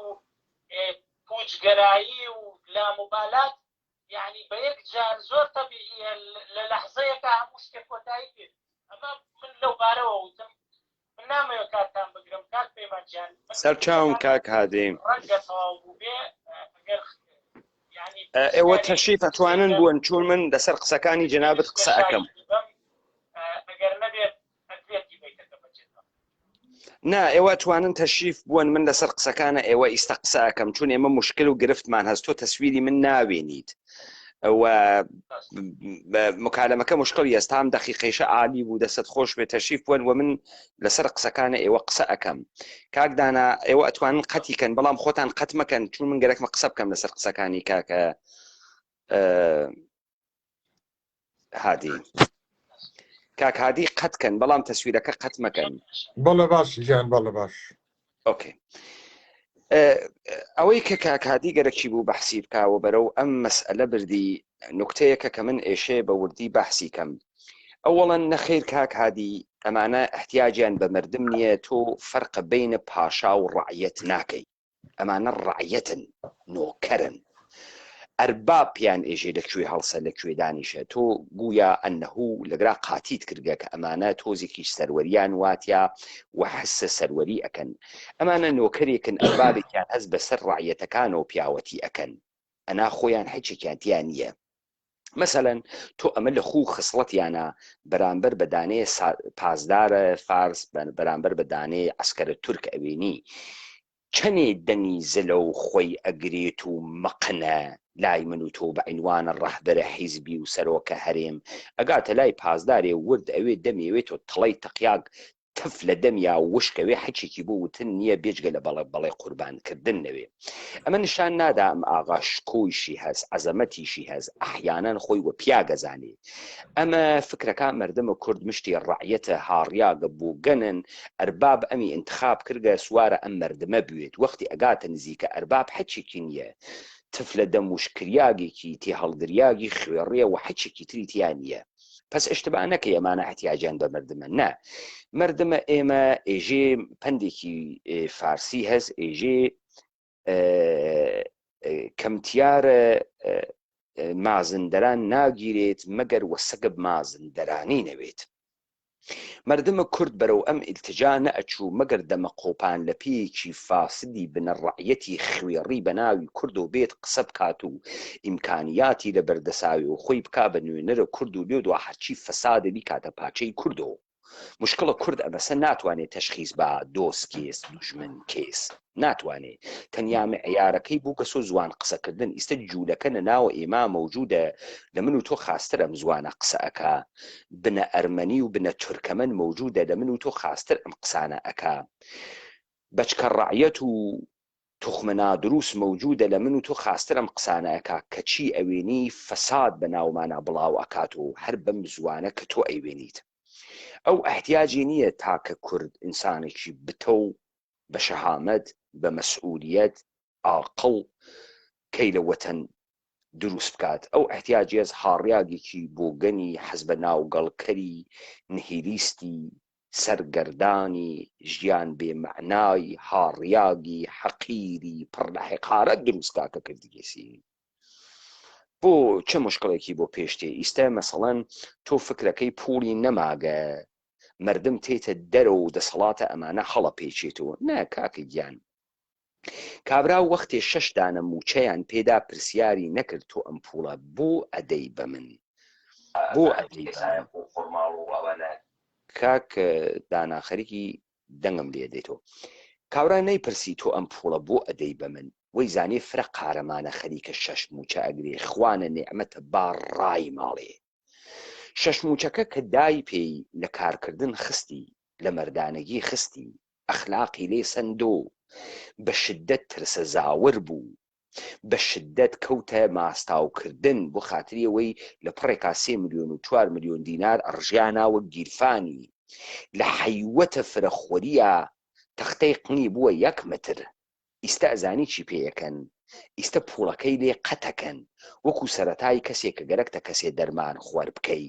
لە ئەوەڵۆم بە مفتی پێ ئەدەی حتا دەرمان خوەر بوو لێدوا دەرمان خوەر بوو فێری دزی ئەەکەی فێری دەرمان فرۆشتنی ئەەکەی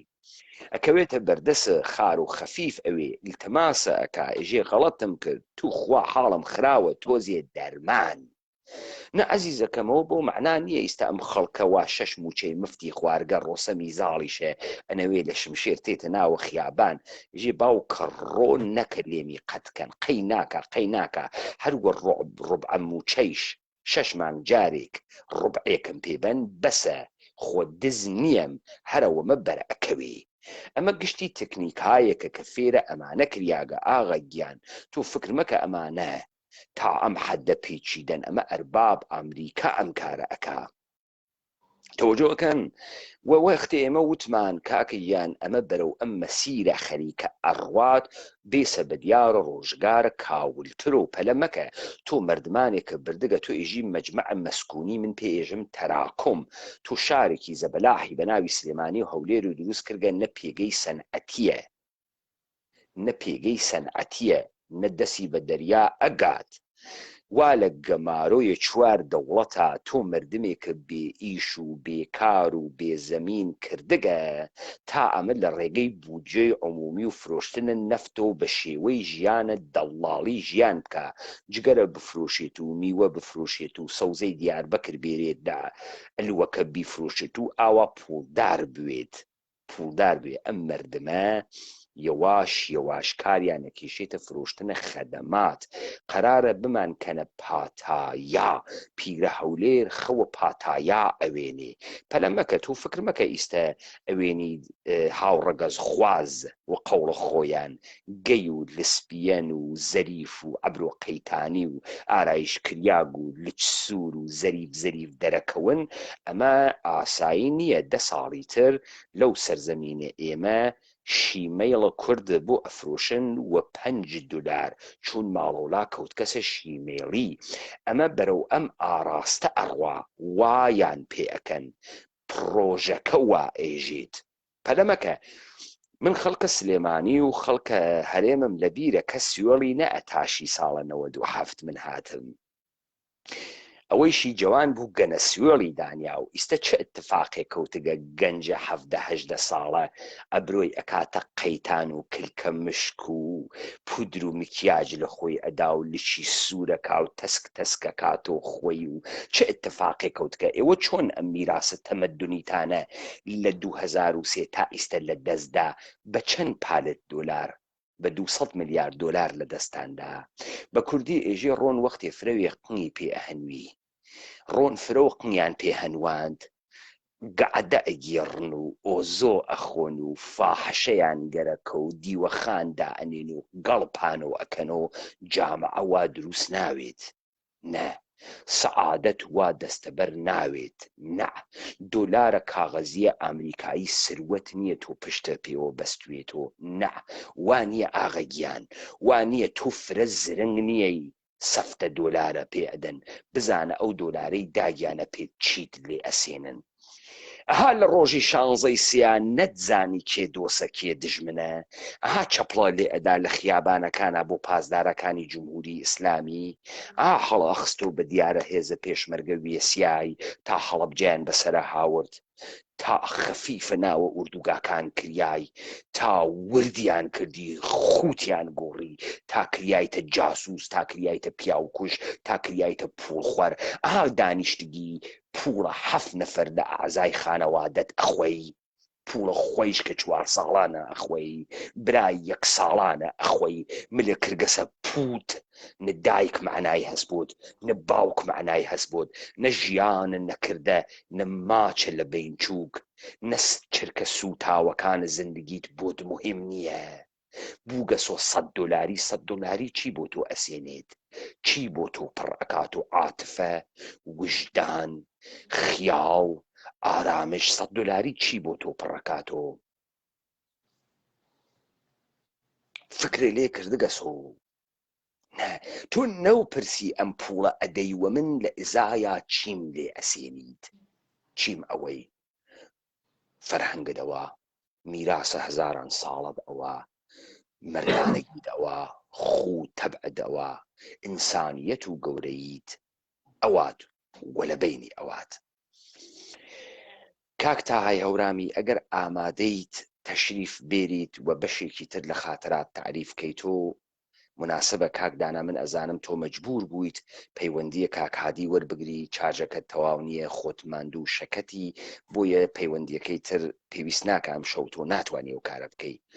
و کاک کامەران جنابەت تەشریف ئەوەی بۆ کار جنابیشت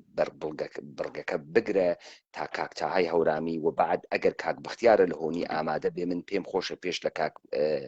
تاهای هەورامی کاک بەختیارە لە هۆنی تەشریف بێرێت و بابەتەکەی خۆی بەردەوام کات کاک بەختیارە لە هۆنی ئەگەر ئامادەگیت هەست و ئەتوانیت و من لە پڕێکا خەریکم بە ئێوە ئێژم ئەتوانن بەشدار بن من خۆشحاڵەوم کەم شەو ئێوە بەشدار بن ئەگەر نە با کاک تاهای هەورامی بفەرموێت و بابەتەکان بۆینە بەرەوە بۆیە مهمە ئەم دادگا ئێمە بۆیە دای ئەنین تا بفەهمین دانەیە کورد چی بەسەرهات کە لێو دووە 2 ملیۆن دینارە و موچەیان پێدا هەڵی خستۆ تەقلەی لێدا دەست جنایەتکاری ماچ کردوتی بەخوا پیاگیشی فرامۆشی کرد ئەم دەسیوا لە خوێنە دایک و کەس و کار و خۆی و سەرزەمینیا، فرامۆشی کرد کە ئەم هاتگە لەمە کاولتر و فاستتری کات دەسی ماچ کرد لە تاوت تەمەڵی خۆیە. ئێشێ بفەهمێ چی پێهات کە بە ئەگراگەی دەسە جنایەت کارماچەکە ئمڕۆیش جورئەتی نییە لە مقابڵە جنایەت کارا بوێسیت. چی مەسەڵەن زندگی سە چه ئەرزشێکی هەست تۆ فرە چەسپیاگی پێیوە. کاکە دانەگیان تەشریف بوونە دەرەوە ئەوە ئێرام ئامادەگیان کرد.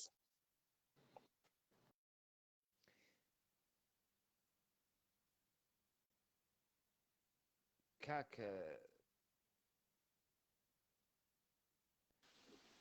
ئای هەورامی هەل لە گرا بیگرە با من دانەیە بەچکە ڕعیەت ئەدە بکەم. هەل لە گرا بیگرە بەرزانە ئێلیاسی کاورای بووگەنە دەهاتی بۆی سڕوان دەرە بۆی پشکەڵ دەر. ئەوە من بە کاکتەهای هەورامی ئێژم بڕواتە دەر و تو بیرە سەر تا من دەرپێکە لە پێداکەنم کاورای دەهاتیە حیز. من بە تۆ مەسەڵەن چه بەرخوردی بکەم لە قوزە لێ بخەم ئەفەهمی جمێنە مۆدرنە پێبەم ئەفەهمی تۆ کاورای بۆدرنە دەهاتیەکی مەسەڵەن پێت بێژم نامۆدرنی پێت بەرەخوا دەی خۆمناڵە تاران نییە خۆمناڵە پالیس نییە بۆگەنێکی دەهاتی تۆ هەر ئەزانی مۆدرنیکە چیە تا تۆ پێت بەر بخوا. تۆ ئێشێ وەزوانە کەر و قاتر و حیوان و سەنێر و دایکەکەت و باوکەکەت و ناوگەڵتەک تا قسە بکەن مەرتیکەی بێوجودە ئەحمەق فکرەکەی هاتکیتە ئوروپا گۆڕیاگی تۆ هەر لە ئوروپایش سوحانە نان ئەکەیدا ئەنیشی کەرێ ئەگری تۆ دانەیە دەهاتی توا دەهاتەکەی خۆتە هاوەرگە ئوروپا بۆگەنە ئەحمەق. هەواسە بوێ ها مەرتیکە من بن و بنەچەقە تۆ ئەزانم من ئەزانم تۆ لەکوێ هاتکی فلتە فلتە نەیە لەگراها فکر نەکەی چون ئێمە وەزوانە تۆ قسە ئەەکەین واینە حەدتوە بەچکە دەهاتیە تۆخمە سەگ بنەوە لە کلکە بڕۆدەر و لە ساحەتە مردمە کووردا با ئەدەب دانیشە بێتەربیەتە تربیەت نەکریاک خۆ حیوانە ئەژداد حیوان. هەواست بوو کاورا ئێژێ وا قسەیان تەکامەکەشی تەکی ئەم ئەحمەقانە وا قسە بکەی. ئاخە ئێژێ ڕۆژێ پادشایێ حەزی کرد بە کەنیشکی ڕعیەتێ وتی با بڕۆمە داوای لای باوکەکەی پادشا دای لە دەر ماڵە ڕعیەتەکە. پادشا محتەرەمانە وتی ئەمەوێت و خەزورم باوە ئەحترام و بەرخوردی تەکا بکەم. وتی کاکە گیان و من فلانە کەسم و حەز بە کەنیشکەکە تەکەم و حەز بە قەومایەتی تەکە جناب تا ئەکەم و پێم خۆشە ئەم کەنیشکتە پێشکەشمانکەی. ڕایەتەکە وتی وەڵا نایدەم. پادشا هاتە دەر و فرە ناڕەحەت و وەزیر وتی قوروانەوە چی وگە؟ وتی وەڵا حەزم کردوە کەنیشتی فڵانی وا بەرخوردی کرد. وتی قوروان گیان ئاخە تۆ بە من نایێژیت بۆ بە من نایێژی من ئێستا ڕۆم حەلی یەکەم دای لە دەرگای ماڵەکە کاورای ڕعیەت دەرگاکەی کرد و یەکسەرە دەسێکی کرد واقنیە وتی هەرچی واقنارە باوەڕەکەی لە حەدەخوات دەرچووگی خوێڕی تۆ کەی پیاگی ئەوی تا حەدە هەز وە پاشامان جسارەت بکەی دانیشە خوێڕی حەیز دانیشە وتی غەڵەتم کرد بووەخشە تخوا نەمزانی پێشکەشتان. کاورای ڕعیەت فێرنەوگە و احترام و تەکیا قسە بکەیشی وەزوانی کەر و حیوان و گاو حاڵی خۆشی تێ وەختی دەسەکەی وەقنیە حاڵی بوو بەچە مزەلەفە دەهاتی دەفعەتە لە مەجلس بزرگانە قسە نەکەی هەمە ساحەتە ئومەتە کوردیە تربیەتتان ئەەکەم من ئێوەی بێتەربیەت ئەەکەم. هاتیە تەوسع پێیان نەکردن وازانێتە هات کەسە ئوروپا چواردانە بزنی فرۆشتگە لە گراح و لە ناوە قەوم و عەشیرە داهاتیەکەی خۆیان هەتێت و ئەچێت بووگەسۆ بەشار حیوان. فەرموو کاکتەها ببەخشە. خۆشەکەم کاک پەیمان ماندوو نەبی دەستە خۆش بێ دەمە خۆش بێ دەنگی من تێت خواهشەکەم ببەخشن ئەم دادگا کاکتەها من تەوزیحێ بەمە خزمەتە برایە عەزیزە خوام تەوەجۆ بکە کاکتەها. ئەم دادگای وجدانە ئینسانە کوردە کورد لەگرا فێرە زندگی ئیجتیماعیە پیچیدەیە ئەم ڕۆژی ئەوێت. تەمام ئەم کارانە ئێمە ئەیکەین مەسیرێکە بۆ گەورەکردنە زەهنە ئینسانە کورد بتوانێ مەسائل گەورەتر بوێنێ بتوانێ قزاوەت بکە بتوانێ حکم بدات. ئەم مەردەمە فکر ناکە وەزوانە تاهای هەورامی قسەی حەکیمانەیش ئەکرێت نییە باوکی ڕعیەت و سەنێرباز و بۆگەن و خۆفرۆشوگە فکرەکە ئێمەمانانێک کە قسەکەین واینە حەدە ئەوە واینە حەدە مەجلسە باوک و دایکیە مشتی دیهاتیە بووگەنە گەڵدەڵپن نافەهمێ لە مەجلسە کیا دانیشتگە بابا ئەم ملەتە پیانیشی واتیان سانە عاقلیشی واتیا گوایە دەورەی نامەردە دەورەی دیهاتیە دەورەی ڕعیەتە جنایەتکارە پیای خاص و پیای پیانە و پیای ئەسڵدار سکوتی کردگە لە ترسە ئابڕووی خۆی تۆی پاچە هەرماڵیاگە درۆزنە بۆگەن گەرەکتە مەجال لە مردمە بشوی من تربیەتتانەکەم ببەخشە کاکتە فەرمونون ئێستا ئێوە دەست بکەن خۆشەکەم ماندوو نەبی دەنگم دێت کاک پەیمان دەنگت بە باشی دێت سڵاوم هەیە بۆ هەموو جەماعەتێک کە وان لە بەرنامەکە و ئەوانەیش کە زەحمەتیان کێشا لە بەرنامەکە بەشدار بوون ئەوانە من دێمە سەر ئێوارەیە کە کاکتە هەر ئەوە بگرە لەگرا با جواوی یەکێکی تر بامەوە سوکایەتی بەلادێ ئەەکەی کورە کاکە تۆ ئەگەر ئەقڵە بووایە ئەتفەهمی من منزورم لە دەهاتی چییە دەهاتی یعنی ئینسانێک بێجگە لە دە نەفەری دەوروبەری خۆی ئینسانی تری چاو پێ نەکەوتگە هەڵسوکەوتەکەی ئەسڵەن هەڵسوکەوتی بەشەری دنیای ئەمڕۆ نییە دەهاتی یعنی کەسێک بە کەسێک ئێژێ دوژمن کە پێی بێژێ دایکەکەت و باوکەکەت و هۆ نافەهمێ دوژمن چه شەکڵیە نافەهمێ چون نەکەوت کەسە ناوە کارە گەورە بڕۆ مەسەڵەن ئەوەی ئیستە لە ئەستەمبول دانیشکە حکوومەتەکە وەختی قسەکە هەنێ وشە بەکار ئەوە وشەی حکوومەتە تۆ نایفەهمی وەلێ تۆ چون لەگەڵ مانگا و حیوانات و بزن و چواردانە ئەحمەقا هەڵس و کەوتە کردە ئێشێ وەزوانە مانگا و سی و حەوانیە و ئەمانە چۆن ناناکاکە دێ تۆ نەفەهمی دێ ئەمە نیشانێ وەسە تۆ داهاتیت داهاتی تاغەیان داهاتی جوغرافیا نییە داهاتی ئەقڵە وشەیەکی فەلسەفیە هەڵی بووی برای براکەم یاتی ئەگەێنم جوغرافیا نییە دووماڵ نییە من ئەمەمە وا ئەیوێنی ئەم ڕۆڵەسە ئەیوا ئەیوێنم من ئەمەمە ئەم پیاگەمە تۆش ئەگەر پیاگی بێرە سەر و تا دەرپێکە لە پێداکەنم کاورای خۆی خوێڕی بۆگەن تۆ چێت تۆ سەیرەکە ئاخر بابا ئێمە لە ناو مشتی دەهاتیا گیرمان کردگە و ئەزانە لە هەل مەجلسێک کاتوانێت ڕێزم بگرێت تۆ ڕێزە هەست بۆگەن تۆ ڕێزە هەست وجودیشە هەست تۆ ئەگەر وجود بووە ئەم گشتە تاقیرتە وەسەر خۆت و تەحمل نایەکرد حکوومەتە هەرێمە جنایەتکارە تەحمل نایەکرد هاوداستانە جنایەت نەئەوی لە ژێرە دەسە عەلی خامنەییە نەئەوی لە ژێرە دەسە ئوردوغانە نەئەوی تۆ وجودیشە هەست پیاگیش هەی ئەحیانەن ئەقڵە هەست تۆ فەرهەنگە قسەکردنە هەستی هەڵدریاک بەچی ئێژن فەرهەنگ تۆ فەرهەنگی قسەکردن نییە ڕۆڵە من بەقەدەر تەمامە ئەژدا و ئاباد و وجودت لغەت ئەزانم فقط بڕۆ من سخەنڕانی ئەەکەم تیا حەدە ئەقەل 3-4 وشەی واتیە ڕۆڵە تۆ تەمامە وجودت 200 وشەیتیانە 200 وشە نانەکە فاسۆلیاکە گاکە گوێرەکەکە تەسبیحەکە مزگەوتەکە گۆشتەکە تەواو بوو بڕیاوە پارەکە جنسەکە هەچێکی تریتیانێ چیتر ئەزانی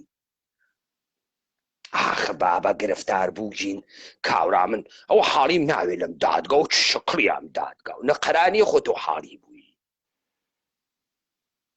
ئێژە ڕۆژێ بالوو لە جێگەیە کاتێ پەڕی تەماشای ئەکرد کاورایە وەکو حیوان چواردە سوپێ دەمی خسکەسە کانیە قاوی لێ کرد وتی کاورا بەقەدەر باڵای ئینسانیت ئاو بەرزۆ بکەرەوە بیخۆ وتی ها وتی لەگەڵ تۆمانە و تۆ بخۆ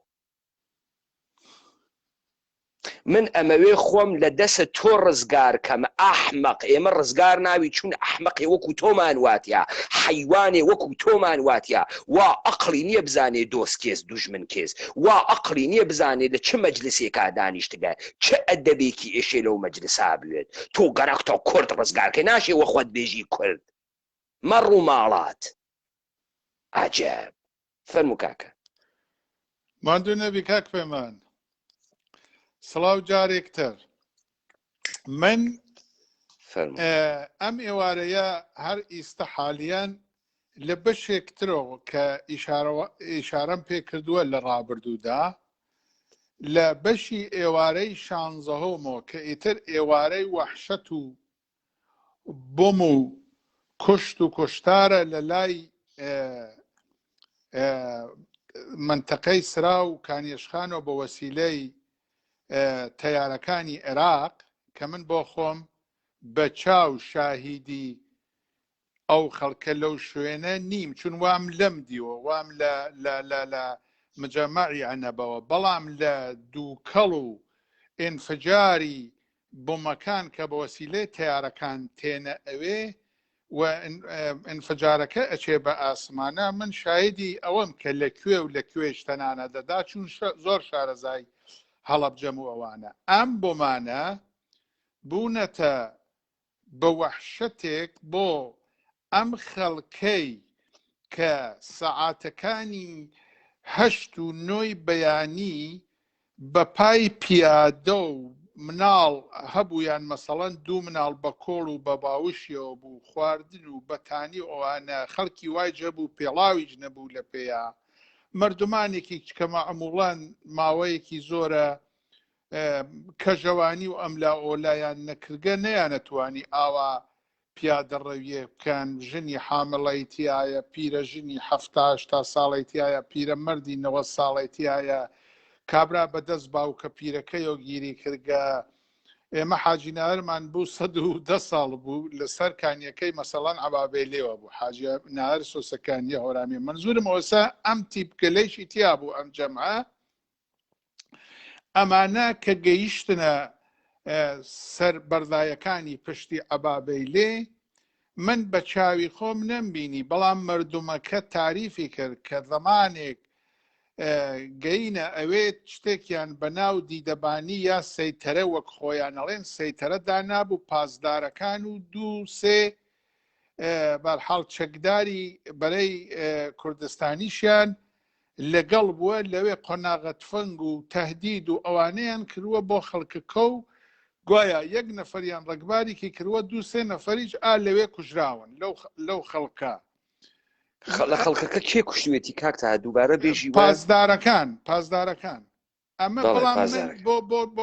بۆ نینەڵێن بەڵام ئەمە لە دەمی زۆر کەسەوە بیستومە و من خۆم لەوێ نەبووم حزورم نەبووە بەڵام ئەوە بوو بەهۆیەوە وەحشەتی کرد مردمەکە دیسان هەرەسی هێناو بە من هەڵەبجا کەم هەرەسی هێناو بە من هەڵەبجا گەینەوە ئەم دەشتە جورعەتیان نەیەکرد بچنەوە ناو ماڵەکان و ئەوانە گەینەوە ناو ئەم دەشتە نزیک تەخمینی بڵێم 30,000 20,000 ئیسە من ناتوانم دقیقە مینێ بکەم ئەوانە بەڵام تەقریبەن بەشێکی هەرە زۆری هەڵەبجە باتەوەجۆ بەوەی بەشێک بەرەو سلێمانی ڕۆژی پێش و تا پردەکە نەتەقیبەوانە دەرچوو بوون بەشێکیش لەو لاوە لە تەریقی سازان و ئەوانەوە دەرچوو بوون بەشێکیش لە ڕۆژەکانی 13 بە تایبەت فەک و فامیلی خانەوادەهای یەکێتی و پارتی و ئیسلامیەکان دەرچوو بوون بەرحاڵ ئیمکاناتیان خستبووە اختیاریان ئەمە هەمان مەسئلەس کە دوێکە کاکهادی حەمەڕەشید وتی لە معلوماتی شاگەندەڵیان کرد بە قەوم و کەسوکارە خۆیان دەرچن حتمەیان نەوت حتممە تێمەسەرەوە بەڵێ فەرمون اینجا کە ئەم مردمە هاتنەوە دیسان ئەم تا چوونە سەر و تا هاتنەوە و تا 1-2 نەفەریان گوایە لێ کوژراوانە هاتنەوە ئەم دەشتە بوو بە سعات 2:30 چی بکەین چینەکەین دیسان جەماعەتێک بە دڵهۆرەوە چوونەوە بەرەو ماڵەکانیان ئەم جارە ئەم بمانەی کە ئەرزم کردی ئەم بمانە دەسی پێ کرد زەمانێکە کە ئیتر حیزبی باش دەسەڵاتی عێراق زانیوێتی قەشەنگ پاسدارەکان و جەماعەتی پێشمەرگە کە هەر وەک چۆن حامی حاجی خالیج لە ڕپۆرتاجێکە خۆی بازەکە ئەڵێ من لەسەر سەنەڵیەکەی قایم مقامەوە دانیشتم تۆزێ خولامەوە ئیجابوون وەختێک عێراق مەعموڵەن لە تەواوی جەنگەکانیان لەگەڵ عێراق و ئێرانە کە ئەی کرد مەعموڵەن لە هەموو هێرشەکانە ئەیهێش دژمن بێت دوای قەیچی ئەکرد ئەی کوتاوەت ژێرەژۆریە کرد بەڵام لە هەڵەبجا ئەم کارەی نەکرد وەک مردمەکە ئیساڵێم چۆن وەختێ زانی سرا کە مرکزی تەواوی ئێطلاعاتی مخابرات و ئستخبارات و ئەمنی بوو تەواوی ئەسناد و مەدارکی ئەو منتەقەیە گشتی لەوێ بوو شەدیدەن لەوێ ئەتوانم بڵێم 40 بۆمی وحشتناک کە بەس ئەم نقطە مهم بوو بڵێ جەنابەت ئەفەرموویت سەدام حسێن ئەم بەشە تا ئێستا کەس ئشارەی پێ نەکردو ئەو جێگە کە منتەقەی ئستخباراتە کە ئەسناد ئستخباراتی واتیە دایە بەر بمباران لەبەرەوەی سەنەدەکان نەکەوێتە دەسە کەس دروستە بڵێ بەڵێ جالب بوو نقطەیەکی جالب بوو پس ئەسنادە ئەمنە هەڵەبجە نەکەوتە دەسە کەس نەکەوتە دەسە ئێران نەکەوتە دەسە هیچ کەسێک نا ممکنە کەفت بێ ممکنە وەک وەرەقە و کاغەز ئەو زەمانە داتاوشتە خۆ نەبوو وەک کاغەزەکان ممکنە هەر دوای ئەم ئینفجارات و ئەم هینیچە هەر کەفت بێ بەڵام ئەتوانم بڵێم بەشێ لە نیروەکەی خۆشی ئەم بۆمبارانە بەشێ لە نیروەکانی ئستخبارات و ئەمن و ئەوانەی خۆشی کوشتووە عێراق ئەم کارانەی ئەکرد لەو شرایەتا ئەوانەی کە ڕەمز و نهێنی مەسەڵەن ئەرتەشەکەی یا ئستخبارات و شتای نهێنی خۆیانیان بەلاوە بوو ئەوەی سێژی حچی لێ نات کە دەی اینجا ئەمەی کرد و ئەم بمانە بە حەدێک ئینفجاریان شەدید بوو مەسەڵەن ئێمە لەکانیە قوڵکە بووین شیشەی ماڵان ئەشکا لەکانی قوڵکە یعنی ئەوەنە شەدید بوو اینجا ئەم خەڵکە خۆی کۆنتترۆل نەکرد مناڵ پیر گەنج گەورە گشتی ئاوا چۆن بڵێم باوشیان کردبوو بە یەکە بەڵام وەختێ بۆمەکاندا ئەکەوت لە حاڵەتی باوشی چا ئەبرا هەمووی ئەکەوت بە مل یەکا و خەڵکێکی زۆر لەوێ بوو نەتەژێر پێ حتممە مردمی هەڵەبجە شایدن من ئەمە ئەڵێم ئالەو دەشتا مناڵێکی زۆر پیرەژنی زۆر بوو بەژێر پێوە ئەوانە وە لەوێش مناڵێکی زۆر دزراوە لەوێ دزراوە هەمووی لەوێ دزراوە بەڵام ئەمە لێرە ئەتوانێت ببەخشە کاکتەها ئەجازە بدە ئەتوانێت لە ژەڵەژیاگیە ترازان دروست بێت ئەتوانێت مناڵ بپێچێتەوە جەمعیەت و بڕوا دیستەیتر کەسی یارمەتی ئەوە بووە کاکوێمان ئەوە بووە مشەخەسەن من هەر لە دۆروەرەکەی خۆمانە 5 مناڵی ئێمە نییە وەکو قەبر وەکو جەنازە نییە هەر لەو شوێنە بووە ئیجا هەر بەو نسبەتەی ئێمە 2-3 ماڵ بۆ نسبەتەی ئێمە تۆ بێ تەقسیمی کە بەسەر مەسەڵەن 20,000 نەفەرە کە ئەمانە جەنازەکەیان نەبووە مەوجود نین ئەکسیان لە ناو مردووەکانە نییە بەجێ مابوون و بردنیان بەرحاڵ ئەم خەڵکە بە دەلیلی بۆمەکان و ئەوانە دیسان ئەو خەڵکەیش کە دیسان یەواژواش چوو بوونەوە بۆ ماڵەکان هات نەدەرەوە و قیژە و هۆڕ و یەکێ ئێوە شیمیایە و یەکێ ئێوە کیمیایە و کە لێشی دابوو لەو زەمانە منتەقەی سراوکانی ئەشخان من ئەتوانم بڵێم پێش لە عەنەب بەری کیمیایی کەوتبوو بە دەلیلی ئەوە مرکزی عێراق دەسەڵاتەکەی عێراق ئەمن و ئستخبارات و مخابراتی لەوێ بوو و ڕۆژەکانی پێشوویش پێشمەرگەکان حزوریان پێیا کردبوو پازدار هاتبوون و بانگەکەیان داگیر کردبوو ڕەشە شۆکەتی حاجی مرشید و فەرماندەی قەرارگا تاهال لەگرا بیگرە کاتی تەسەر پێشمەرگەکان من گەرەکمە 3-4 نوکتە لەگرا بە حزوری جەناب دەمشەوە مشەخەس بکەم نەوع دیبەیتەکەی ئمشەوە ئێمە چووە سەر تەحلیلە سیاسیش ئەلبەتە و لە گێڕانەوەی شاید حاڵە داستانەکە تۆزێک باڵی فرەتر کرد بزانە من بیستم ڕۆژی 18 ئەگەر اشتبانەکەم سەرگەڵە و تعتیلەکرێ و ئەمانە تعتیلەکرێن ڕۆژە 18 2 ڕۆژ دوای شیمیابارانەکە ئەمانەی کە پێیان ئێژن بەرەی کوردستانی زاهرن ئەگەر اشتبان نەکەم بۆمی پشتڕاستکەنەوە چون فکرەکەم کات کامەران لە تیکەیەکا بۆ منی خوێندو ئەمانە دەوڵەتە ئێرانی یەکسرە وەکو چەککردن ئەمانە ئەهەنێرێتە ناوی ئوردوگاکان، ئەمانەی کە پێژن هێزە بەرەیە کوردستانی، ئەمانەی کە کەوتگنە بەرە سپای پازداران 2 ڕۆژ دوای ئەوەی کە ماجرای هەڵەبجە تەواوێ دەوڵەتە ئێرانی چەکیان ئەکا و ئایان هەنێرێتە ناوی ئوردوگاکان. ئەمە ئەتوانی بۆ پشتڕاست بکەیت و یانە جارێ چون سوالە بعدیشم هەست. بڵێ بەسەر چاو من ئەمەم جهاتی ئەطلاعات کاک پەیمان لە بەرنامەی ڕابردووە، ئەلبەتە بەرنمەیەکیشمان سوتا من قسەم کردووە، باسی ئەوەم کردووە ئەمە هەر لە بەردایەکانی جەلیلە و شنروێەوە ئەمەڵام ڕۆژی 16 ئیتر بەرەی ناکوردستانی خونسا کران و تەواو وتیان پێیان بۆ کوێ ئەچن بچن، ئێمە کار خۆمانەکەین، ئێمە کار خۆمانەکەین، ئێوە هیچ ڕسمیەتێکتان بەلای ئێمەوە نییە. هەر بەو دەلیلە پس نەمان کاکتا بێسە با ئەمە دقیق لە یەکتری حاڵی بووین. تۆ شاهدی ئەدەی کە ئەمانە نەمان چوونە دەرە و بردنیانە دەرەوە تەواو. ئەوانەی کە دوای 16 و ڕۆژی 16 لە هەڵەبجا حزوریان بووە وەرن بێن پێمان بێسە ئەمە مهمە زانی بوو کاکتا. ئێمە ئێستا ئەگەینە حەڵقەی مەفعودەی جنایەتە ڕاماڵین و تاڵانکردن و دەستبڕینیش بزانە ئەمانە هەر لە ئەوڵ و زانی یانە دوای ئەم ئەمەلیاتە هەڵەبجە ئەمانە ئیتر ئێشی چەکدانێن و بڕۆن تەواو. بۆیە نەهایەتە تەلاشیان ئەکەن دزی و چەپاوەڵ بکەن لە ماڵە مردما کە پوڵێکیشیان لە دەساوێ هەر کەسێ بۆ خۆی، چون تۆ ئەوێنی دوای ئەم جەریانە ئیدەیەک لەمانە بەرەو ئوروپاتێن، ئیدەیەکی فرە لە سەرکردایەتی وە لە بەدەنەیان بەرەو ئوروپاتێن. بۆیە ئەمە مهمە جنابەت ئێژی کە لە 1970 ئیتر نەمان هەرە و جۆرەی کە نەوشیروان مستەفاش لە کتێوەکەیژیتی کاکدانە هەڵەبجەی ئیستا تەکستێکی نووساگەبا من بگەڕێمەوە ئێژێ کە قەرارگای ڕەمەزان کارەکانی وەستان لەگەڵ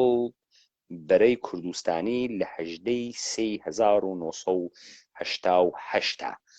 ئەمە کەیە 1970 شیمیایە کەس یا 1970 بوو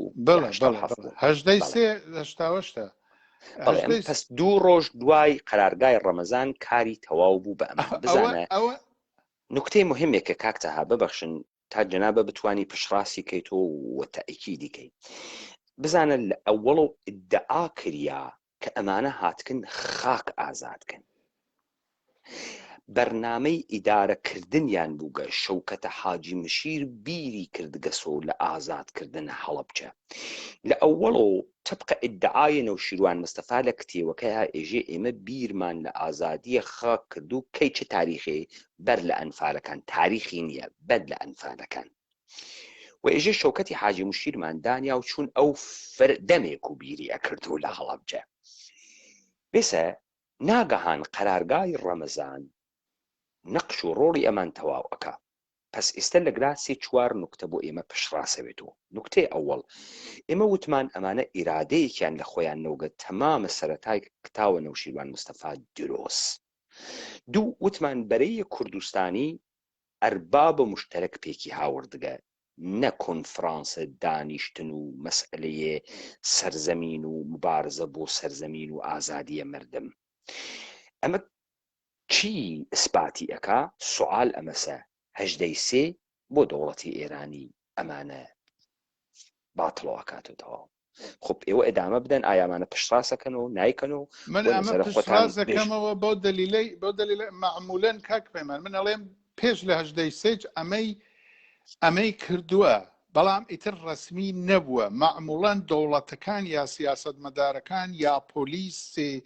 جەنایی یا تاقیق کارێک کە ئیکەن ئەو ڕۆژەی ئەو بڕیارەی لەسەر ئەدەن 10 ڕۆژ 15 ڕۆژ 20 ڕۆژ پێش لە ئەوە لەسەر ئەو بڕیارە تاقیقاتی خۆیان تەواو کردووە و ڕسمەن دایان نیاگۆ ممکنە 2 ڕۆژ 3 ڕۆژ بڕیارە ڕسمیەکە بە تەعویق بکەوێ. من دەڵێم خارج لە چەتەکان و دزەکان کە ماڵی هەڵەبجەیە دەوڵەمەندەکان و دەراوسێکانی خۆیان شارەزا بوون و زانیویانە چیان هەست و چیان نییە کە ڕەبتێکی ئتر بە ئازادی سەردەمین و هەڵەبجەوە نەبووە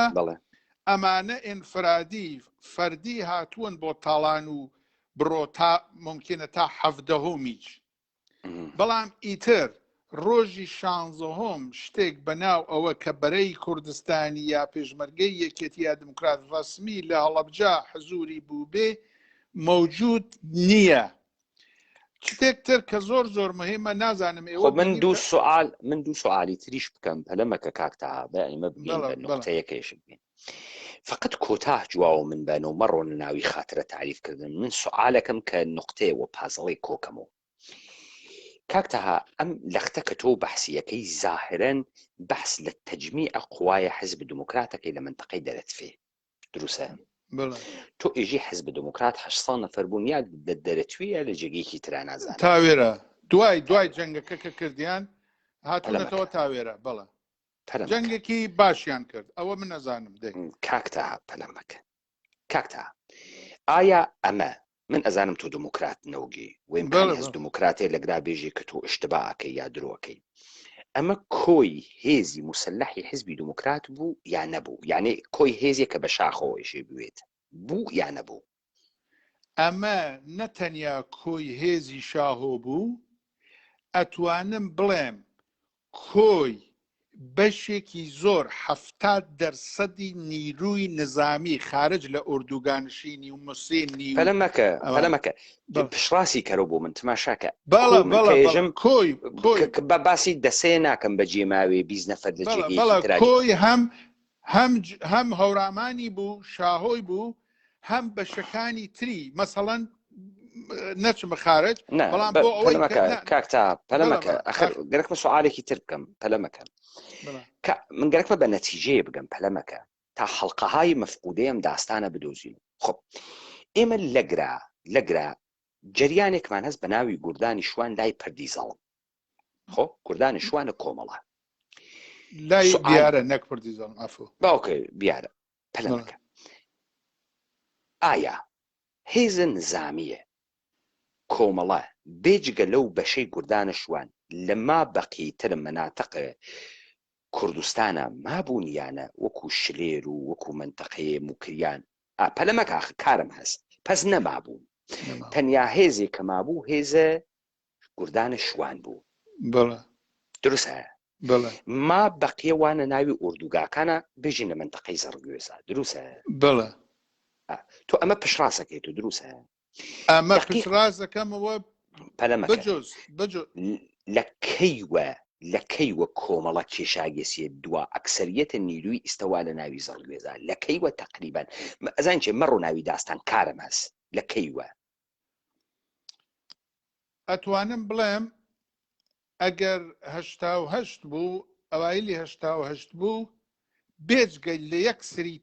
تیمی 2 نەفەرە و 3 نەفەرە کە ئەویش زۆر سەخت بوو ئەتوانم بڵێم لە 86ەوە ئیتر بە تەواوی نیروی نظامی کۆمەڵە وەک پال وەک گوردان نەیتوانیوە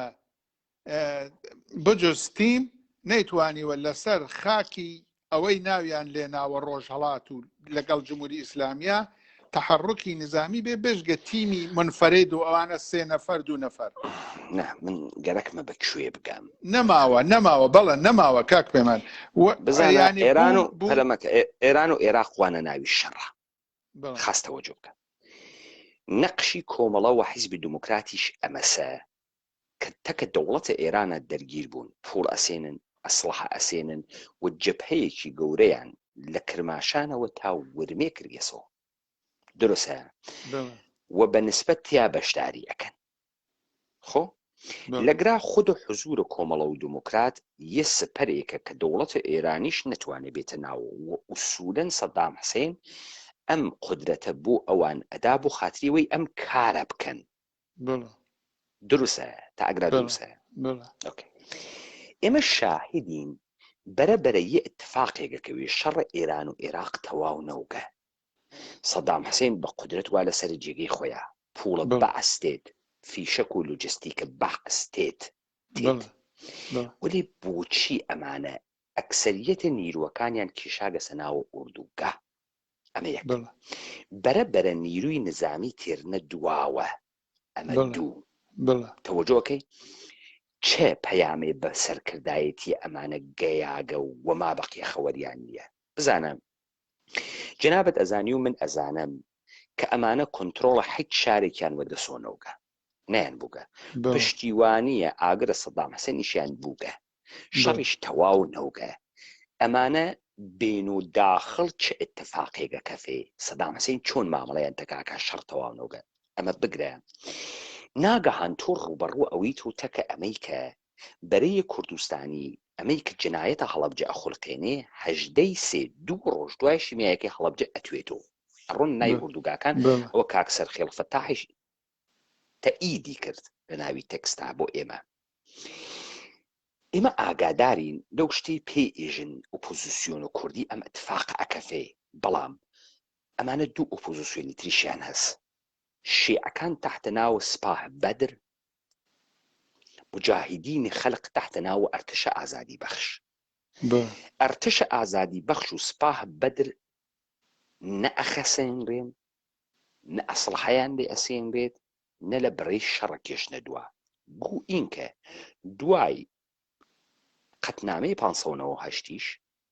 مجاهدینە خەلق تحت ناوە ئەمەلیاتە فروغ جاودان کە ئێران پێیوت مرساد حتا گەردەنەی شابات کە ئەنوارێتە ڕووی کرماشان هاتە ناو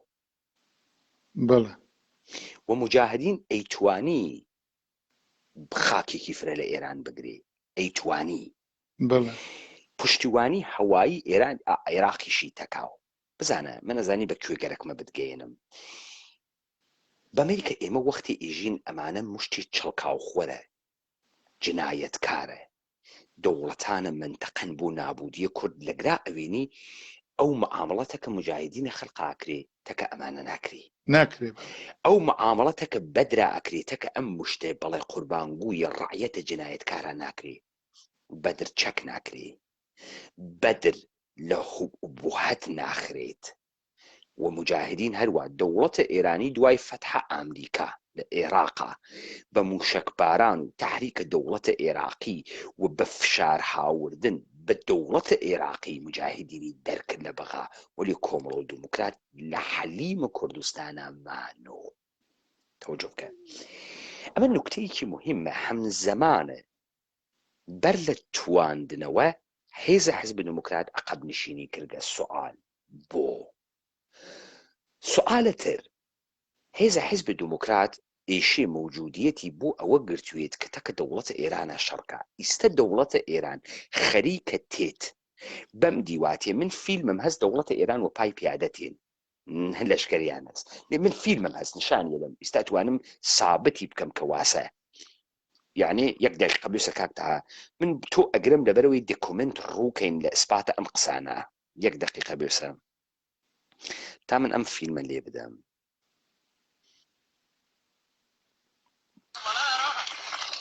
و پێی پیادە خەریکن تێن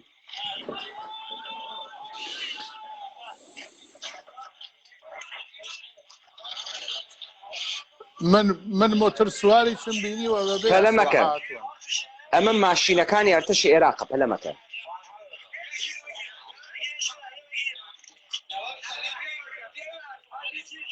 هنوز غالب روستاییان در محل سکونت خویش مانده بودند. آنها ما را شناخته بودند و می‌دانستند که جایی برای ترس وجود ندارد. هیچ لشکر فاتحی در جنگ‌ها آنگونه نبودند که سپاهیان اسلام هستند. فتح حقیقی فتح دل‌هاست.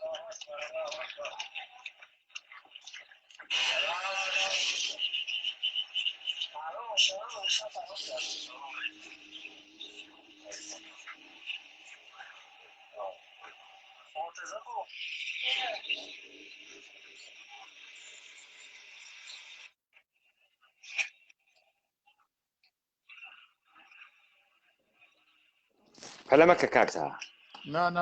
هەدەف مەسلەمێ چون ئێستا ئێژێ ماشینمان نییە سواریە ماشینانەوین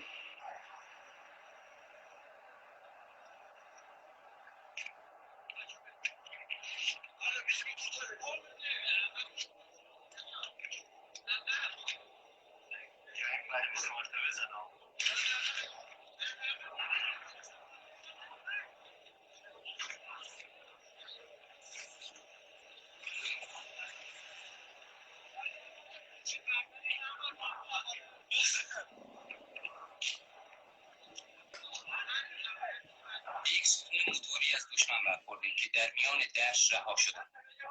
بچه‌ها سعی می‌کردند که یکی از قیفاها را راه بیندازند تا بار حمل خود را بر گرده آن بگذارند. از آنجا از دامنی ارتفاعات مشرف بر شهر حلبچه دیده می‌شد که آتش بمب‌ها با شهر و مردم آن چه آنها که خب خیلی قشنگ بوو ئەم فیلمە خەریکە ئەم فیلمە ئێژێت ئەوڵان ئەرتەش سپای ئێران پێی پیادەتێت ئێژێ گەرەکمانە یەکێک لە ئایفا زرەهیەکان بخەینە ڕێ تا بارە سەرشانە ئەمانە کە قورسە بیخەنە ناوی خۆیان ماشینیان نییە تۆ تەوەجۆ بکە لەمە کاکتها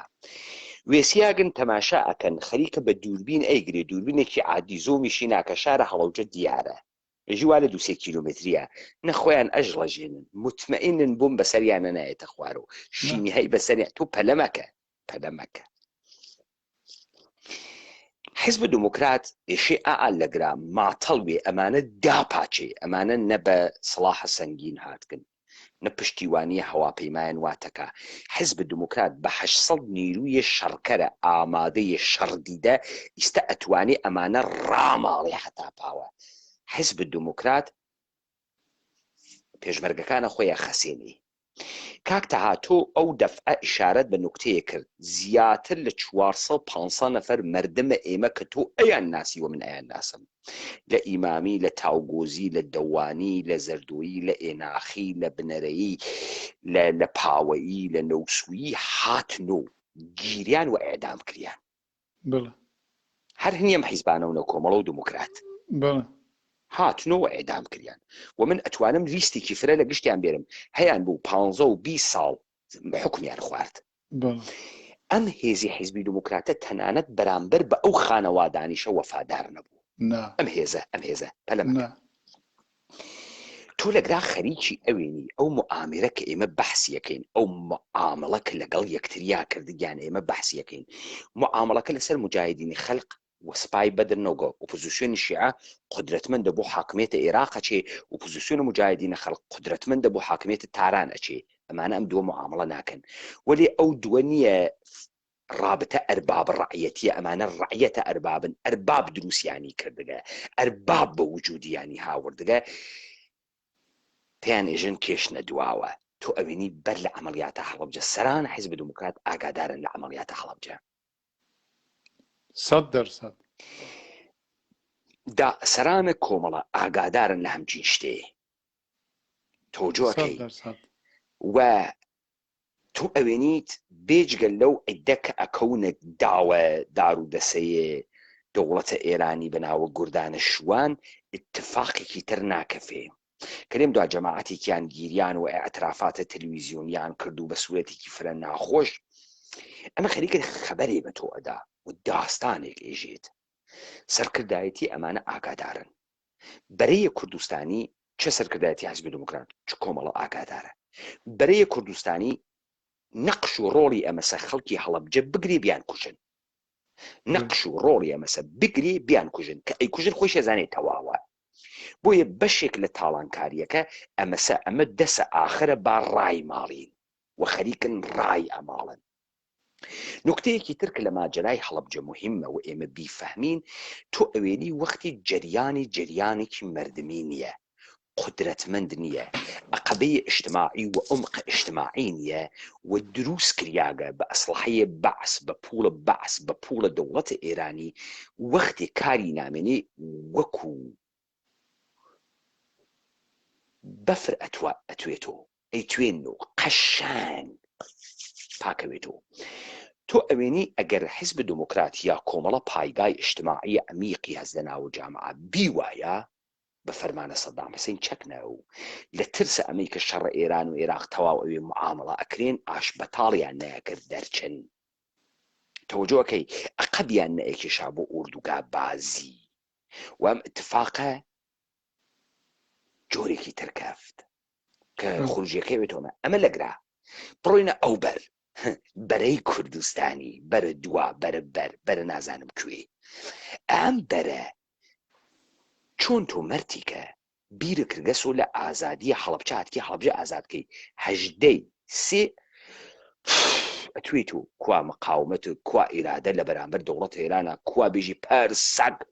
تۆ مردمە منە دا کوشت ئاوارت کرد نابودت کرد تۆ ئێمەت کێشا بۆ من ئەسڵحە دانێم تۆ کەی لە گرانە خاکە منە بەڵێ قوربان چەشم سپاس گوزارم ئەسڵحەیە نوتە زەوی و خوا حافیز بۆ ناو تاڵانکردن ناو دووگاکان کاکتا ئەمە ئەقڵە تۆ ئەیگرێ یانە تۆ چیت هەز بۆ ئەمانەی کە ئیستا من دامەقە یەکتریۆ دەرسوورەتێکە ئەرتەشە ئێران حەچێکی نییە تۆ دیت ئەو ئەرتەشە دی مشتێ دەمپایی وە پێ ئەحمەق کەوتگنە ڕێ بەو دەشتا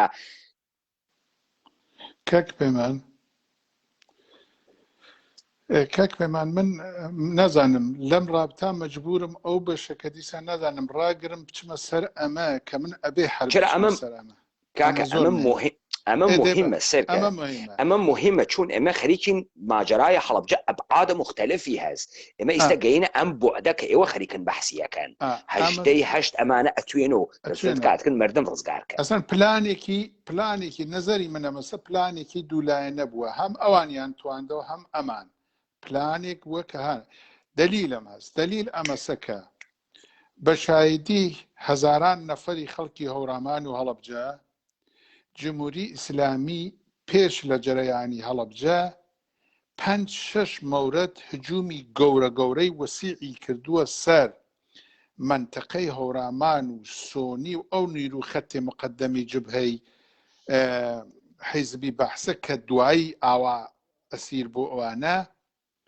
نەگەیوەتە لای نیروەکەی عێراق حیزبی دموکرات بە 200 نەفەرەوە بە 300 نەفەرەوە 30 کەلاک و 40 کەلاک و 50 کەلاکی لێخستۆ پای پیان ناگە بەرەو پاوە ئەمە من قسەی من نییە ئەمە هەزاران نەفەر شایدن یانێ لە ساڵەکانی ڕابردووە جمهوری ئیسلامی ناتوانم بڵێم دەیان مورد بەڵام بۆ 5-6 هەجوومی ئاوای من شاهدم کە چونکە ئەم نیروی حیزبی دموکرات نیروی بەشێکی نیروی سەرەوە بوو هەمووی هێزی شاو نەبوو منزورم ئەوەیە کە ئەگەر ئەمە پلان نەبوایە و ئەگەر سەرکردایەتی حیزبی دموکرات ئەم نیرویای بەنج نەکردایە یعنی سڕی نەکردایە تەوەجە بکە کاک پەیمان تەنیا ئیسفادەیە کە بەرەی ناکوردستانی لەو جەبهەیە گەورەترین ئیسفادەی کە بوو بێتی ئەوە بووە کە ئەم جارە بە وەسیلەی ئەم بێ ئەخلاقانە نیروی حیزبی دموکرات کۆمەڵە کەوتە تەوەهومەوە نە پەلەمەکە تماشاکە پەلەمەکە کاتا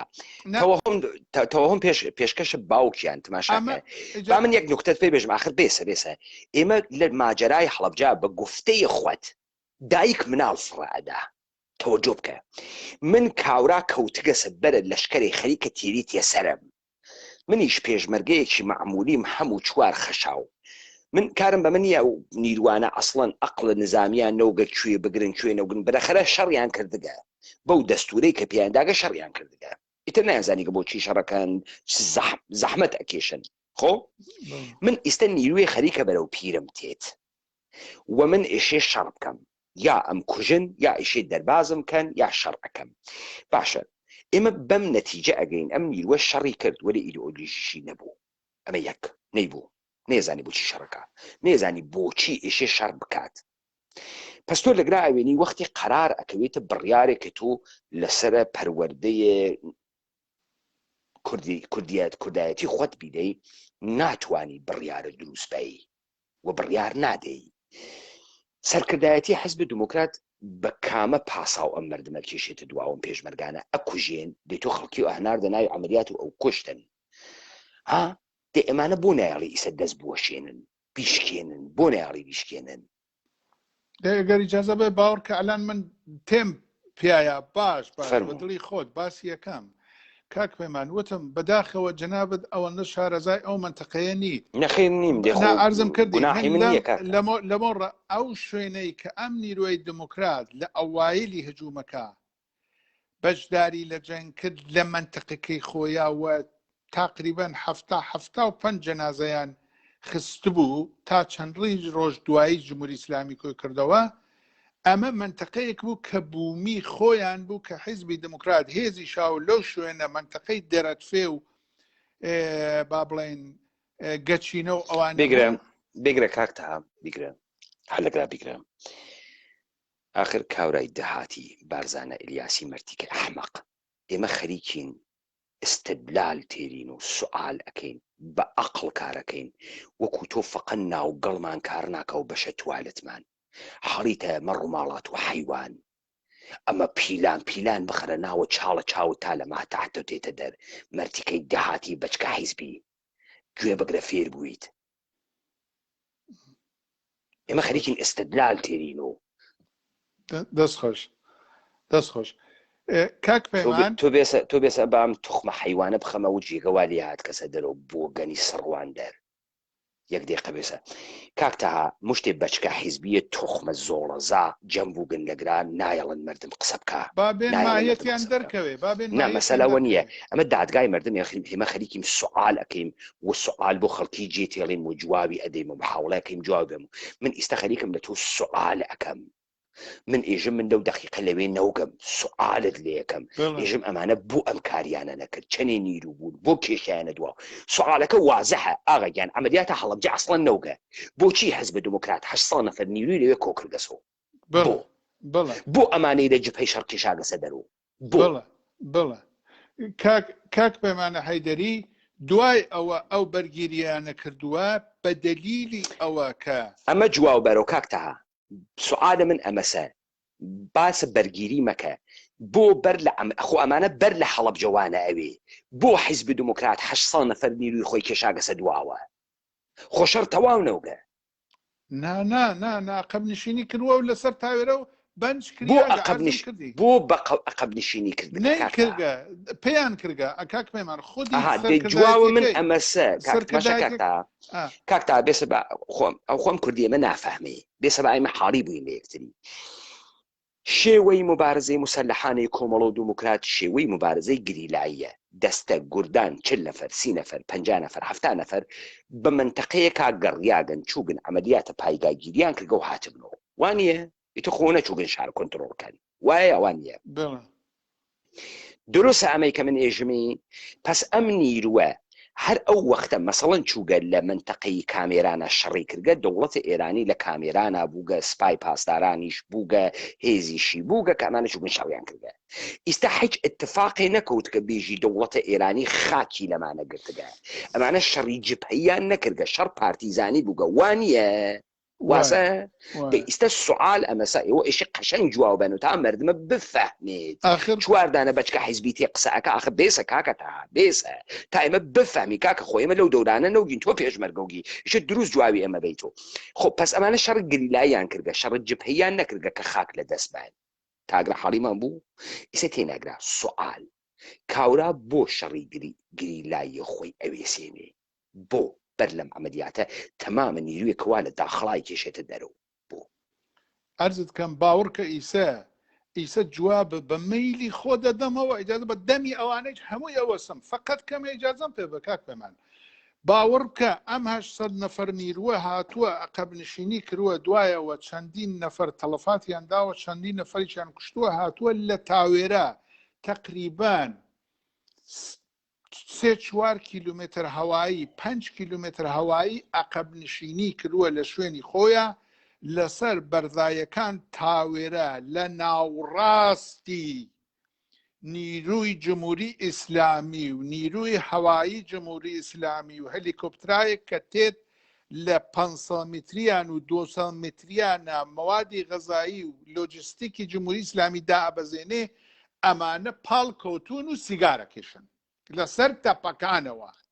ئەگەر درۆەکەم با حیزبی دموکرات یا ئەو جەلالیانەی کە ماون کاکتاگیان هەر لەگرا فەرمایشاتە بگرە لە بیرە نەچێت پەلەمەکە پەرگار بەرنامەیەکی دانیاگە بەناوی ئەوەی کە چاڵەشە گەورەی ئێران لە قەرنە 21 پەلەمەکە لەوێ عەبدی قسەیەکە کافرە مۆهیبە عەبدی ئێژێ لە ستراکچەرە دەوڵەت ئەرتەشە قسەیەکەکەن ئێژن ئەگەر هەواپەیما بەرەو ڕوت هات و دەوانچە تەقەی لێ بکە و دەوانچە خۆم ناگا بە هەواپەیما ئێژێ ئەرتش کە تۆ ئاموزش ئەدا ئێژێ ئەگەر هەواپەیما هاو و دەوانچە تەقەی لێ بکە ئەمە یعنی چی؟ یعنی تۆ مەوجودیەت خۆت نیشان بدە. ئەوە مهم نییە کە دەوانچەکەی تۆ ناگا بەو هەواپەیما، ئەوە مهمە کە تۆ بەخۆت ئێژی من هەم ئێرادەیەکم و لە بەقابڵە ئەمە ئەوێسم مەوجودیەتە خۆت نیشان بە. ئەمە دەرسە ئەرتەشە. سوال حیزب دموکرات نیروی ئێران وا لە بەردەستیە هەلیکۆپتەرەکە تێو ئەڕوا ئەم بۆ بە کڵاشینکۆف تەقە ناکە مەوجودیەتە خۆی نیشان بە. حتمما ئیسە تێمە سەری کاک پەیمان ئەمانە دوو ڕۆژە سێ ڕۆژ لە تاوێرە دوو ڕۆژینی و لە تاوێرە ماونە تۆ شەوی چوارەم اینجا هاتوون بەڕێیان کردوون ئیسە پێدەژم بەڕێکردنەکە چۆنە خودی ئەم نیروەی یەکێتی کە متەفەڕقە نگابانی لۆجستیکی سپا و ئەرتەشی جمهوری ئیسلامین و موادی غەزایی نگابانی موادی غەزاییەکەن هەر لەم موادی غەزاییە ئەم نیروە تەغزیە ئەکرێ هەر لەم موادی غەزایی جمهوری ئیسلامیە کە دریاگە بە نیروی حیزب دموکرات بەڵام ظاهرەن بە ناو مەسەن یەکێتی ئێژێ کاکە گیرمان کردووە حتا بە ئێمەیان وتووە گیرمان کرد و موادی غەزاییمان نەماوە و ئەم نیروە زۆرە لەوێ و ئێمە بێ شتێ بکەین و نازانم چی ئەوانە لەو لایچۆ پەیتا خەریکن خانەوادەهای فەقیر هەواداران بەرگیری هایەکیان کە بەجێیان هێشتوون تەسلیمەکەنەوە و ئەفرۆشن. ئیستا ئەم نیروە ئەگەر من ویدیۆم دەست کەوتنی ئەو منتەقە و ئەو شوێنەی کە ئەم نیروە ڕەوانە کریاگە و حەمای حاجی مەحموود کە سەرتاپای ئەو چەندە ساڵەی لە ئێرانە بووە گامێشتەپەکەی مەقەڕە مەرکەزیەکەی مەقەڕی سوپای پاسداران و ئیتڵاعاتە حەمەی حاجی مەحموود ئەکەوێتە بەر ئەم قافڵەی دموکراتە کاک پەیمان بە حکمی تاپڕ کەوکشە زانی بە حکمی تاپڕنا بە حکمی تیر و کەمان ئەم نیروەی حیزبی دموکرات لەگەڵ حەمەی حاجی مەحموودە لە ناوڕاستی تا 15,000 نەفەر نیروی جمهوری ئیسلامیە لەو دۆڵی خوڕماڵ و ئەحمەد ئاوا ئەگەر وانە با ئەوانەی دوو ڕۆژکاری نظامیان کردووە ئەوانەی شەودەسێک چوون کەوەڕاویان کردووە ئەوانەی تاپڕێکیان تەقاندووە ئەوانەی کە خەڵکی ئەو منتەقەنە بێن بێژن تا هاورامی تۆ ناقت کرد درۆەکەی ئەم نیروەی حیزبی دموکرات بە ناوڕاستی ئەم دۆڵا ئەچێ ئەیبنەوە گوڵپ و لەوێوە لە بەرزایەکانی گوڵپ لەو لای گوڵپەوە پایگاکانی حکوومەتی عێراقەیە ئەو پایگایانەی کە ئەرزم کردی ئەو شەوە ئەم نیروەی جمهوری ئیسلامی وا لە بەردەمیانە چادری هەڵداگە بەڵام ئەوان لەسەرەوە تەقەی لێ ناکەن ئەم نیروەی پەلەمەکە ئەمانەی کە ئەڕۆن پیادانەکەنە لای حیزبی باس بعدەن بۆمان بێژە حیزبی باس ئەمانە ئەگرێت یا نایەنگرێت ئەسڵەن بەڵام ئەوە دوایی پێ دەڵێم هەر عینی ئەمانیان پێەکەن کە ئیتر خوێڕی سێریانەکردن یەواژ بەڵام چی بوو دوایەکەی ئەم مەسلەی جەنگی خەلیجە بەسەر هات و ئەوانە ئەوەش دیسان داستانێکترە دوای ئەوە کە بەسە من ئەزانی گەرەکمە چی بێژم پەلەمەکە کاکتا پەلەمەکە لەشکرە بەعس ئەسەن بێژین ئەم شەڕە واقعیە و بەعس ئەم کارەی نەکردگە و ئیستا تەوەقعی هەز لە حیزبی دموکراتی وا پەروەردەی کردگە 800 نەفەر نیرویە شەڕکەری ئامادەست لەسەر و سنوورە نەمقاومەتی کردگە لە مقابڵە هێزە ئێرانە وێسیاگە بەڵکو پەناتێرێتەوە من بەعس وایەمە ئەم گرتن و ئەم کوشتن یعنی ئەگەر شەڕەکە واقعی بواە من ئەم گرتن و ئەم کوشتن هەرووا کە لەشکەرەکانە خۆم ئەگرم و ئەی کوژم ئەمانیش کە دەرچووگن ئەم گرتن و ئەم کوشتن دەلایلە هەمکاریش فرە بوو تۆ کێ دەرتی کرد تۆ چۆن توانیت ناو ئەو ئاگرە دەرچیت کێ هاوکاری دەکا ارتباتە لەگەڵ کێ بوو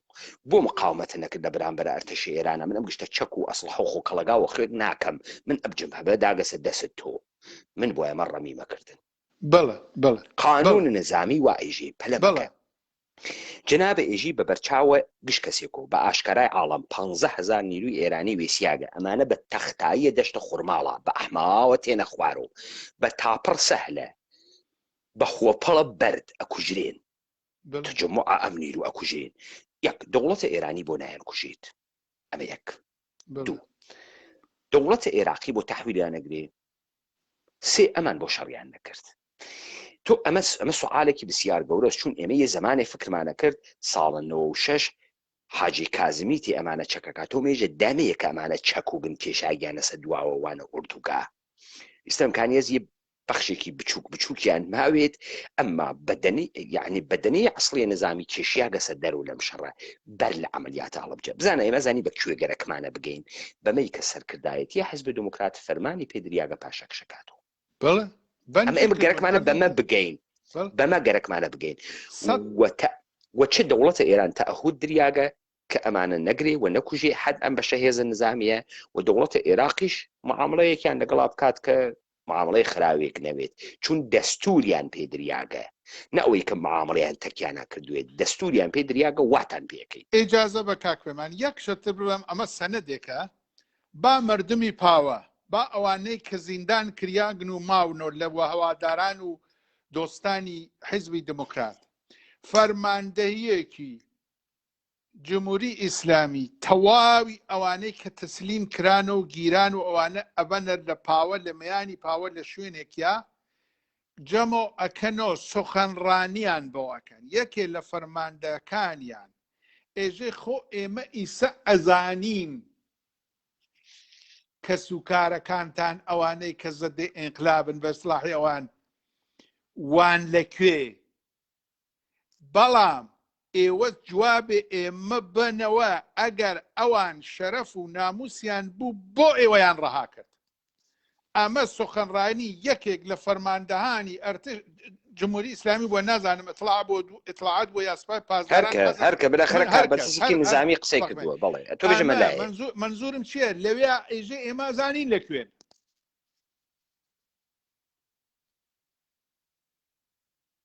ئەمە دروستە ئەمە سەنەدەیانە کە بۆ تەئیدی ئەو قسەی جەنابەت کە ئەمانە پەلەمەکە مشتێ توخمە دەهاتیە بەچکە حیزبیات کەسەگرا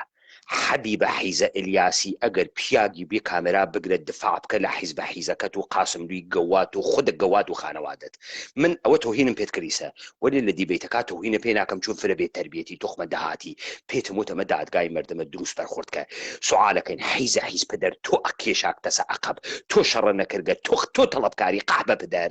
تۆ تەڵەبکاری خۆ من لەو شەڕانەوە گمیستەیەخە بە من نەگرن تۆ ئەقب نشینیت کردگە تۆ ئێشێ بێ جواو بیت و بۆ ئەقب نشینی کردگە تۆخمە حیز تۆخمە قازی محەمەد تۆ کێشاکتە سە دوا ئێمە خەریکین تاریخە تۆ ئێژین حەبیبە ئلیاسی دەهاتی بۆ گەن دەبێرە سەر و قسە بکە خۆ ئێوە نە پیاگن نە مردن نە شەڕکەرن نە ئەوە نە ئەخلاقتان هەست نە سەواتتان هەست دەی تۆ ئیسە دەرکەوت حیزێکی تێ هەڵگریاگی حڕاکەری لە مەیدانە شەڕیت 500-600 نەفەریشتان داوە ئیعدام بێرە سەر و دەفاعکە لە قازی محەمەد لە قاسملووی بێشەرەف لە تۆ بێشەرەفتر دەبێرە سەر و دەفاعکە ئەمە دادگاش حرمەتە دادگا بگرە نادروست سەرکردایەتی حیزە حیزب دموکرات و جواو باتوو وەگەرنە هەر ئەو خەڵکی کوردەواری داگیرکریاک لەلایەن عێراقە لە کۆیە ئیشە بتاندەن لە سیخ کاورای فاسۆلیا خۆرە بۆگەن تۆ سەیرە ئەم جنایەتە بکەمانە بەسەر ئەم جنازەی هەڵەبجۆ چۆن باز ئەدەنوتێن چۆن خیرەتتان قبولی کرد بێ شەرەف تۆ خەریکی 30 ساڵە بەسەر دەسە ئەو مردم و نان ئەخۆی 10 ساڵ پێشووتری لە منتەقەی هەڵەبجە نادە ئەو مردمتە خوارد نادروست وەختێک احتیاجیان بە تۆ بوو نەوی لەوێ ئەوان عێراقی بوون تۆ ئێرانی بووی بێشەرەف ئەی ئیستە چۆن ڕوت هەز لە کۆیە ئەگەڕێیت چۆن ڕوت هەز ئەگەڕی چۆن بەسەر جنازەی مناڵەکانە هەڵەبجەوە باستاندا دەرچوون کوڕە حیز چۆن باستاندا دەرچوون بۆ نایەن جواو بانۆ مەگەر من پان ناکەن و ڕۆژ هەڵاتەوە ڕۆژ ئاواس و کوردایەتی و کوردی ئەکەین و کوردی ئەدەین بۆ لەو جێگە احتیاجدان خەڵک احتیاجی بوو پێتان نەبوون بۆ نەبوون ئەو خەڵکە پارێزن پارێزە ڕانە ڕۆژ هەڵات تۆ لە چی ئەترسی لەم دادگا بۆ شەفافیەتە نییە بۆ نێسە تۆ هەر ئەزانی شەرەف یعنی چی بێشەرەف تۆ بەسەر سفرەی ئەوانە و دانیشتی تۆ لە سایەی ئەمنیەتە ئەوانە بوویت چۆن بازەدا بەسەر ئەو جەنازانە دەرچوویت 800 نەفەر نیروی نظامی خەڵکە هەڵەبجە بە دەرەک عێراقین لە نەزەرە تۆ حیزبی دموقراتی کوردستانی ئێران عێراقین لە نەزەرە تۆ ئەی 500 نەفەرەکە چی کاک پێمان کاکتە بێسە با من ئەمانە تربیەت کەم بەچکە حیزبی سەریان دەرهاورد حکوومەتە حەلیمە جنایەتکار و بەرەی کوردستانیە حیزە ڕەعیەت سفەت و تۆخمە حیزبی دەمیان کردو ئەمانە نافەهمن دادگا یعنی چی نافەهمن ئەفکارە عمومیە مردم یعنی چی کورە ئەم مردمە ناتوانێت توانی تۆ تەشخیص دۆست و دوژمنی نەبوو ئەناتوو بە خیابانەکانە کۆیە ناتوانانی بڕۆیتە ڕێوە بە کەرامەتم خەڵک بفەهمێ دۆست و دوژمنی کێس دوای ئەم دادگا بۆی مشەخصوێکی بەسەر هاتکە بەناوە خیابانە هەڵەبجە بابا ناکەی بەناوی یەکێتی و بەناوە کۆمەڵ و بەناوە حکوومەتە هەرێم ملێ بکەیتە پووت وەسەرە ئەم مردمە ڕۆڵە لێتە ئەترازێت ڕۆڵە لێ ئەترازێت پێساگرێتەوە ئێمە خەریکین بۆ مردمە کوردەوار قسە ئەەکەین ئەمە دادگای وجدانە ئومەتە کوردیە زاممان لێ کەوتگە ئەوە کاول بووگین ئیشی بزانین کێ کاولمانی کرد تۆ بۆچی شەڕە ئێران و عێراق تەواو نەبوو کە شەڕی گریلایت ئەکرد 800 نەفەر نیروت کێشا دەرەوە لە خاک محسن سولەیمان گوت خوارد بە ئەجداد تۆ پۆفیوز تۆ گوت خوارد بە ئەجداد تۆ بڕۆ مەعاشەکە بگرە و پوڵە شەهیدانە بگرە بڕۆ گۆڕە گەم کە مەرتیکەی مەسینە خۆرە چڵکا و خۆرە حەیز بنە ماڵە ڕەعیەت تۆخمە حەیز دەمە دا ئەخەی لە ساحەتە مردمە دروست بەرخۆردەکەی بەچکە حیزبیە جنایەتکار وەختی تێتە بەرەو کە حکومتان دریا لە ئەفکار عمومیە مردمە کورد ئمڕۆوێ ساڵی تروێ 10 ساڵی تروێ 20 ساڵی تروێ پێستان بگرنەوە ئێوە ئەم مردمتانە فرەوە پیتە خەنەگرتگە ئێوە مردمە کورتان فرەوە ئەحمەق دانیاگە فرەوە بێ ئەخلاق دانیاگە ببەخشە کاکتەها شەکەم کوراهەرەلان ئەمانە بەشێکیان هەرەوانە معاش بگیری یەکەتی فەرموو ئەمانە فێر نەوگن لە ساحەتە مردمە کووردا لە ساحەتە مردمە کوردایشی ئەدەبیان دوێت فێر نەوگن دەمیان فرە درێژ و کاک پەیمانی ئا لێرەدا یەک پرانتێز ئەکەمەوە بۆ سەحەتی ئەو تەحلیلەی جەنابت و بۆ ئەوەی کە ڕۆشنی بکەینەوە کە ئەمانە بەنج کریا بوون نزیک بە تا ئەسن تا ئەم دادگایە تشکیل نەبوو تا 2 ساڵ لەوە پێش ساڵی لەوە پێشی ئەمانە قسەیان ئەوە بوو هەر ئەم جەماعەتی حیزبی دموکرات و کۆمەڵە ئەرێ با بەخۆ ئێمە هەرچیش بوو بین ئێمە نەمانەتوانی بەری لەشکری بەرەی کوردستانی بگرین یا بیکەینە شەڕی براکوژی لەگەڵ یانە تەوجیهی ئەوەیان نەکرد ئێستا من لە ئێوە ئەپرسمون لە هەموو خەڵکی هەڵەبجە لە هەمووی سەرانی حیزبی دموکرات و کۆمەڵەتان ئەگەر بێنین سابتی کەین بە سەنەد بەناو بە نیشان بەناو بە ئفتر ینی ناوی باوکی ئەو پێشمەرگانەی بەناو پێشمەرگەی بەرەی کوردستانی بوون ئەگەر نەگەیونەتە 300 نەفەر ئێوە چ خەبەرە بە 800 دموکرات و 100 کۆمەڵەوە ئاوا بەڕەحەت لە دیار چاویان و ئەقەب نشینی ئەکەن و سەردا ئەخەن و مەجبوری جەبن فاسولیاشیان بخۆن باشە ئەمە چ خەبەرە منزورم ئەوەسە کە ئەمە سەحەتی نەبووە نیروی بەرەی ناکوردستانی ئەوە نەبووە کە حیزبی دموکرات یا کۆمەڵە لەبەری بترسێ باتەوەجه بەوەی کە ئەم نیروەی دموکرات زۆر نیروی ئاخرین نیروی ڕەزمەندەی بووە توانای بووە هەنەکەی کۆمەڵەیش هەروە گوردانی شوان بووە چه خەبەرە ئێوە دەمتان ئەبێت تەڵای تەقیات لە بەرامبەر ئەم مزدورە بێ شەرەفە هەڵەبجە فرۆشانەوە ئەگەر ئێوە بە وەسیلەی سەرکردەکانتان بەنجنە کریاگن وە سەرداخەن ئەمە عینی واقعە کاک پێمان من ئەڵێم لە تیرڕەسی تاپڕ و ساچمەدا ئەم نیروەی دموکرات لەسەریەوە شاخێکە ئاوا لەسەریەوە نیروی جمهوری ئیسلامی وەستاوە لە خواریەوە نیروی جمهوری ئیسلامی وەستاوە ئالەم توولە ڕێیا ڕەدیان کردووەن بۆچی جمهوری ئیسلامی لە گوێچکە گاخەوت و هەر خودی ئەو نیروەی حەمەی حاجی مەحموود سوپای پازارانی لەگەڵ نەبوو تۆ بێ ئیسباتی کە بۆم حەمەی حاجی مەحموود توانی بیدی خۆی بێژگە کەڵەشینکۆف فیشەک بتەقێنێ بزانێ بۆمبزاری وا بکە مهندسی وا بکە کە پردی زەڵم بتەقێنێتەوە وەڵاهی زانیگێ خیار بخوا و برنج و فاسۆلیا حەمەی حاجی مەحموود ئێتر تۆی چۆن ڕەت کرد بە ناو 20,000 نیروی ئسپاتێم قسەی تۆ زانی چییە؟ ئەسەن تو قسەکەت غەڵەتە ئەزانی سپاتەکەی چییە؟ ئەمە چه نیرویەکە 2 ڕۆژ دوای هەڵەبجە ئەتوێتەوە چه نیرویەکە؟ ئەگەر ئەمە ئیرادەی لە خۆیشی هەست زرنگیش ئەتوانێ بکە کوردایەتیش ئەتوانێ بکە حەمەی حاجی مەحموودی گەڵدەڵپن ئەگەر ئەوە نە قارەمان بۆ 800 نەفەر نیروی حیزبی دموکراتی دەرکرد بۆ هاوشاریەکانە خۆی دەرنەکرد هاولادیەکانی خۆی دەرنەکرد کە سوکاری خۆی دەرنەکرد ژێ چراغی کە بەخانە ڕەواست بە مەسجد حرام است ئەو چراکە بۆ ماڵ ئێشێ دای بنیت حرامە بیوێتە مزگەوت تۆ هاوشاریەکانە هاولادیەکانە خەڵکە شارەزوود لێ قۆمیاکە حەمەی حاجی مەحموود حەسەکە حیزە پرد زەڵم ئەتەقێنێتەوە تۆ چه وەزیفەیەکە ئەس حەزبی دموکرات دەرکەی سەغیرن چەکیان وا پێ ئەسڵحیان وا پێ نارنجەکیان وا پێ هاتگن بۆ شەڕ خۆیان ئەزانن بە خۆی نەژن پێشمەرگەی گەڵتەڵپن تۆ بۆچی بەجێ ئەمەی کە ئەمانە جێبەجێ بکەی ناچیت مردمەکەی خۆت جێبەجێکەی بۆ ئەمە سوعالە وانییە بە ئەقڵ ئێوە ناخوام سوعالە جدیشم کاکتا بزانە وەختی تۆ ئەبعادی لەمە ئەەکەیت و تازە ئەفەهمی ماجەراکە چەنی گڵاو و کەسیفە تۆ کەوتکیتە دامە کێها بۆیە دادگای هەڵەبجە بەرگوزار ناوێ بۆیە ئەبعادە هەڵەبجە بەڕەسی ناکرێ بۆیە مردمەکەیان کردەسە سوال کرد بۆیە مردمەکەیان وە پوڵە خوێنەکە سوکار خواردنەکەی عادەت داگە کە مردمەکە سوال نەکە نێژی جنایەت کارتۆ لەگرا چیەکەی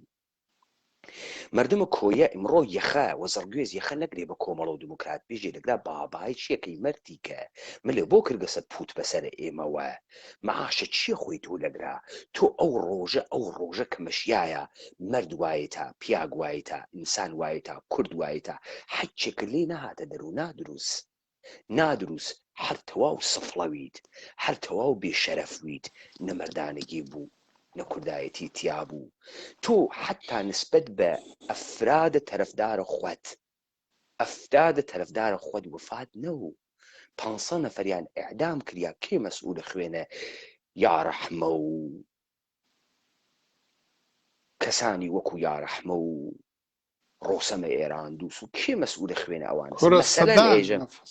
مەسەلە نێژم کە من ناویان نایەتە بیرم پێشمەرگەی خۆیان من ناویان نەزانم پێشمەرگەی خۆیان کە ئیتر هەر ئەو بەشێکیان هەر لە ڕقی ئەوان ناچوون تەسلیم بوونەوە مەسەن دانەیەکیان لەگەڵ منابوو تەیمور خالدی بە شایدی مام سابق ئەسەر پێشمەرگەی ئازای یعنی کژوکۆڵی وتی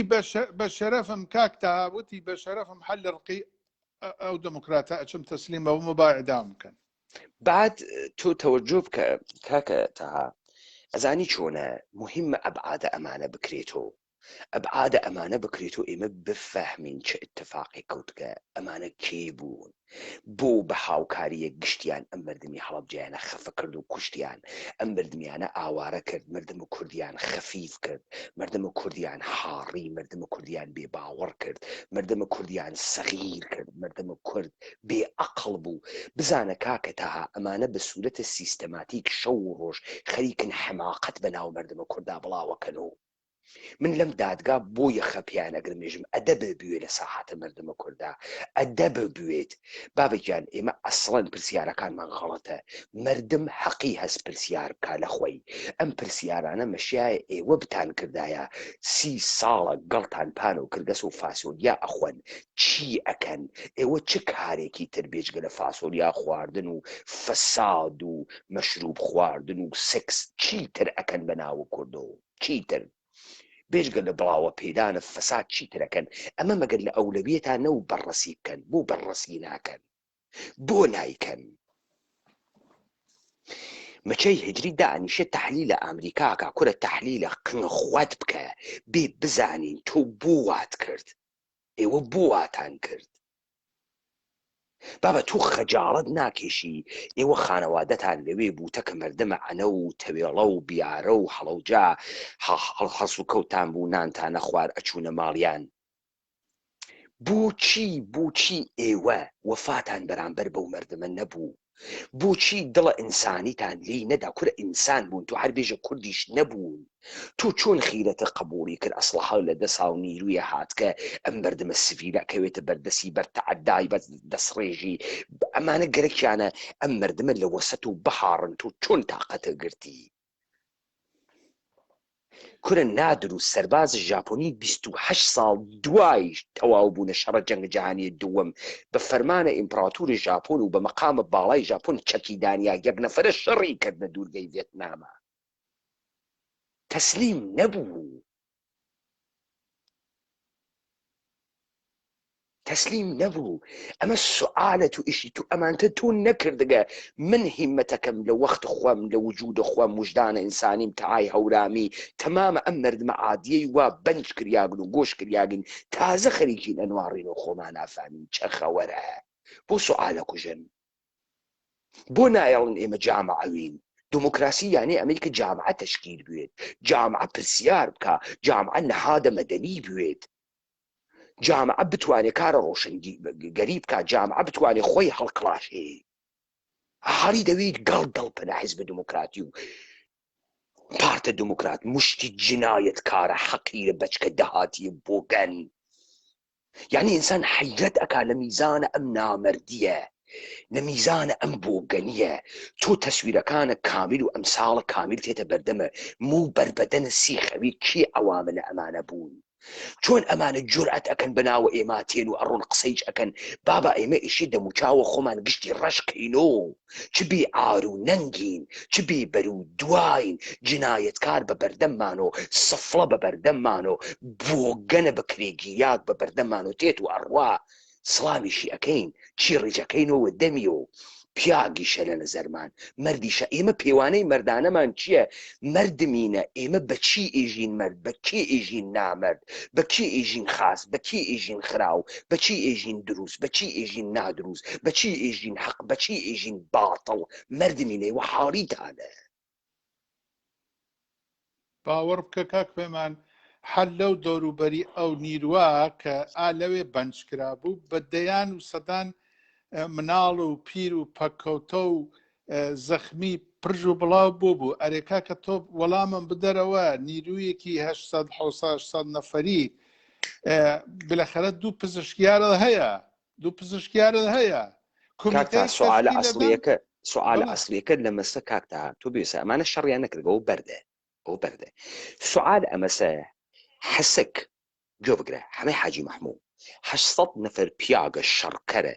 مەیدانە ڕەزمدیگە مسلح بۆچی ئێشێ بپارێزێ لە کناریا خەڵکی بێدەرەتانی بێپەنای پێپەتی برسی هەڵەبجە و شارەزوو کە خۆی خەڵکی ئەوێسە ئەمە قەوم و کەس و کار و هاو عەشیرەی ئەون نەپارێزێ حیزب دموکراتە بە فەرمانە کێ قەرارگای ڕەمەزان ئەرێ حەمەی حاجی مەحموود بە فەرمانە کێ حەمە ئەمە هیچ عەقڵێ نایگری حەمە تۆ وەختی ئەڕۆیتە ناوە ڕێگەیەکە پیاگێ بتوانێت بڕواتە ڕێوە بەری ئەدەی خۆی بڕواتە ڕێوە مناڵەکە ناتوانێت بڕواتە ڕێوە یەکگریتە باوەش تۆ پیرەژنێکی پەککەوتە پیرەپیایەکی پەککەوتە ئەکەیت و کۆڵۆ جوانێکی ڕەشیدی بەهێز ناگریتە کۆڕۆ هێز حیزب دموکرات 800 نەفەر نیرویە تەیارە مسلحە شەڕدیدەی مەیدان دیدەست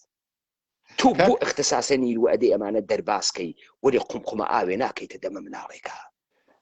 ئەمە سوعالە کاکەتها بێست خوا کاکتها مەڕۆ ئەمە خەیلی سوعالێکی گەورەز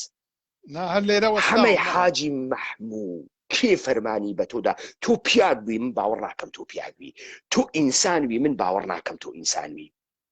تۆ کوردایەتیت کردگە نامەرد کوردایەتی بۆ ئەو مەردمەسە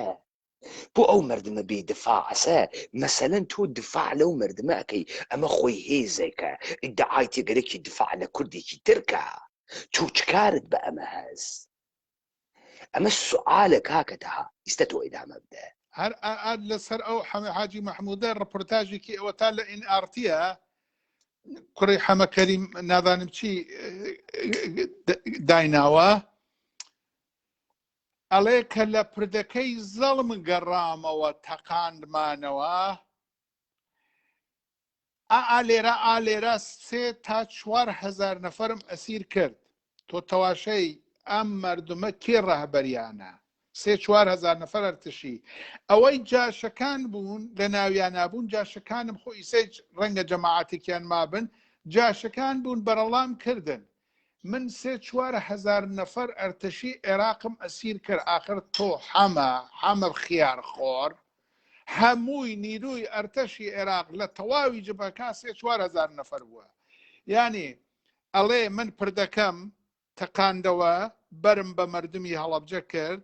خستنمە ناو دووزەخەکەوە ئالەم لاوە هاتم 3-4,000 ئەرتەشیم پاراست بۆ جمهوری ئیسلامی و سواری ماشینمان کردن و بردنمانەوە دزڵی و مەریوان جمهوری ئیسلامی مانۆڕی پێدان ئەمەش دیسانەوە هەر ڕەبتی ئەس بەمەوە هەمەی حاجی مەحموود منزورم وەسە خۆی قەتڵگای دروست کردووە بۆ مردمەکەی خۆی یعنی بەڕاستی گلەیی لەسەر مردمی هەڵەبجە و کوردەوار ئەمەیە کە تێڵەن ئەمڕۆ ئەم پنگەڵ گەنیوانە بێن لە یادی هەڵەبجە یا لە مەیدانی هەڵەبجە یا لە خیاوانی هەڵەبجە ورگ بلەرێنەوە نەنگ وا لێرا بۆ مردمی هەڵەبجە و کەسوکاری شەیدانی هەڵەبجە کە حەمەیەکی خائینی ئاوا هیچ تای سەرکردەیە ئاغەگیان نەنگەکە لێرەدایە کاکتەها تماشاکە نەک حەمەی حاجی مەحموود بەتەنها تەمامی ئەم ساختارانە بە ناوی ساختارە کورد مشتێ دروستکریاگە جنایەتکارن وا مردمە ئێمە ئێژی خاکە خامۆشانیان پیا پاشیاگە دەستوەسینە وێسیاگن بۆیان لەم گشتە جنایەتە ئەگوزەرن ئینسان حەیرەت ئەکا لە بیستنە ئەم داستانانەی ها بەلای ئێوەوە و ئێوە دەم ناتروکێنن قسە بکەن کاکە من تا ئەم دقیقە نەمزانێگە کە تۆ قسە ئەەکەی ئەمانە 800 نەفەر نیرویە مسلحیان کاکە مناڵوگەم نەبووگەم لەو جێگە 800 نەفەر نیروی مسلحیان حەسەک جێبەجێ ئەکا لە ناوە ئەم شەڕە دەریەکە بعد سوال ئەمەسە ئەمانە ئوسوولەن بەرئەساس چی ئەم نیرویە شەڕکەرە گریلاییانە لە ناوچە کێشاگەسە دەرەوە کەس نازانێ بعد ئێمە گەرەکمانە بێژین ئەمە معاملەی نێوانە گشتیانە تا ئەم مردمی ئێمە تا ئەمڕۆ بەردەوامە کورە حیزب دموکرات دوێکە چووگە چوار گەڵ دەڵپن بە ناوی پێشمەرگەی شاری من دیبەیتێکم کردم ڕۆ کاک تاها هەرچی بێ دایک و باوکەم هەرچی بێ بنەمای ڕعیەت سفەتی بەچکە ڕعیەتە ئەندامە ئەمانەسە ئەوەڕەن لە خەڵکی سوال ئەکوژن ئیجازە نادە تو گەرەکتە جامعە دروستکەی تو گەرەکتە چۆن مبارزە بکەی مردمێ حەقی نەوێ لە خۆی پرسیارکە مردمێ حەقی نەوێ بەرامبەر بە ڕەنجەکانی خۆی ئاوڕ باتە دواوە دانە ئەمانە بەڕەسیکە ئێژێ تەڵاکە پاکەچە من نەتی بەخاکە تۆ بۆ ئەترسید تۆ لە چی ئەترسی چی دەرکەویت تۆ خوات مەشایە ئەم کارانتە بکردایە تلویزیۆنت هەز پوڵت هەز ئیمکاناتت هەز هەچیشتە هەز تۆ مەشیایە ئەمتە بکردایە بە بهترین سەنەدێک لە گەورەیت لە کوردایەتیت لە مردانەگیت نیشانت بدایە تۆ بۆ تێڵی ئەم ئەفتخارە نەسیبە من بوێت لە دەستی منی بسێنەوە بۆ تێڵی نەسیبە من بوێت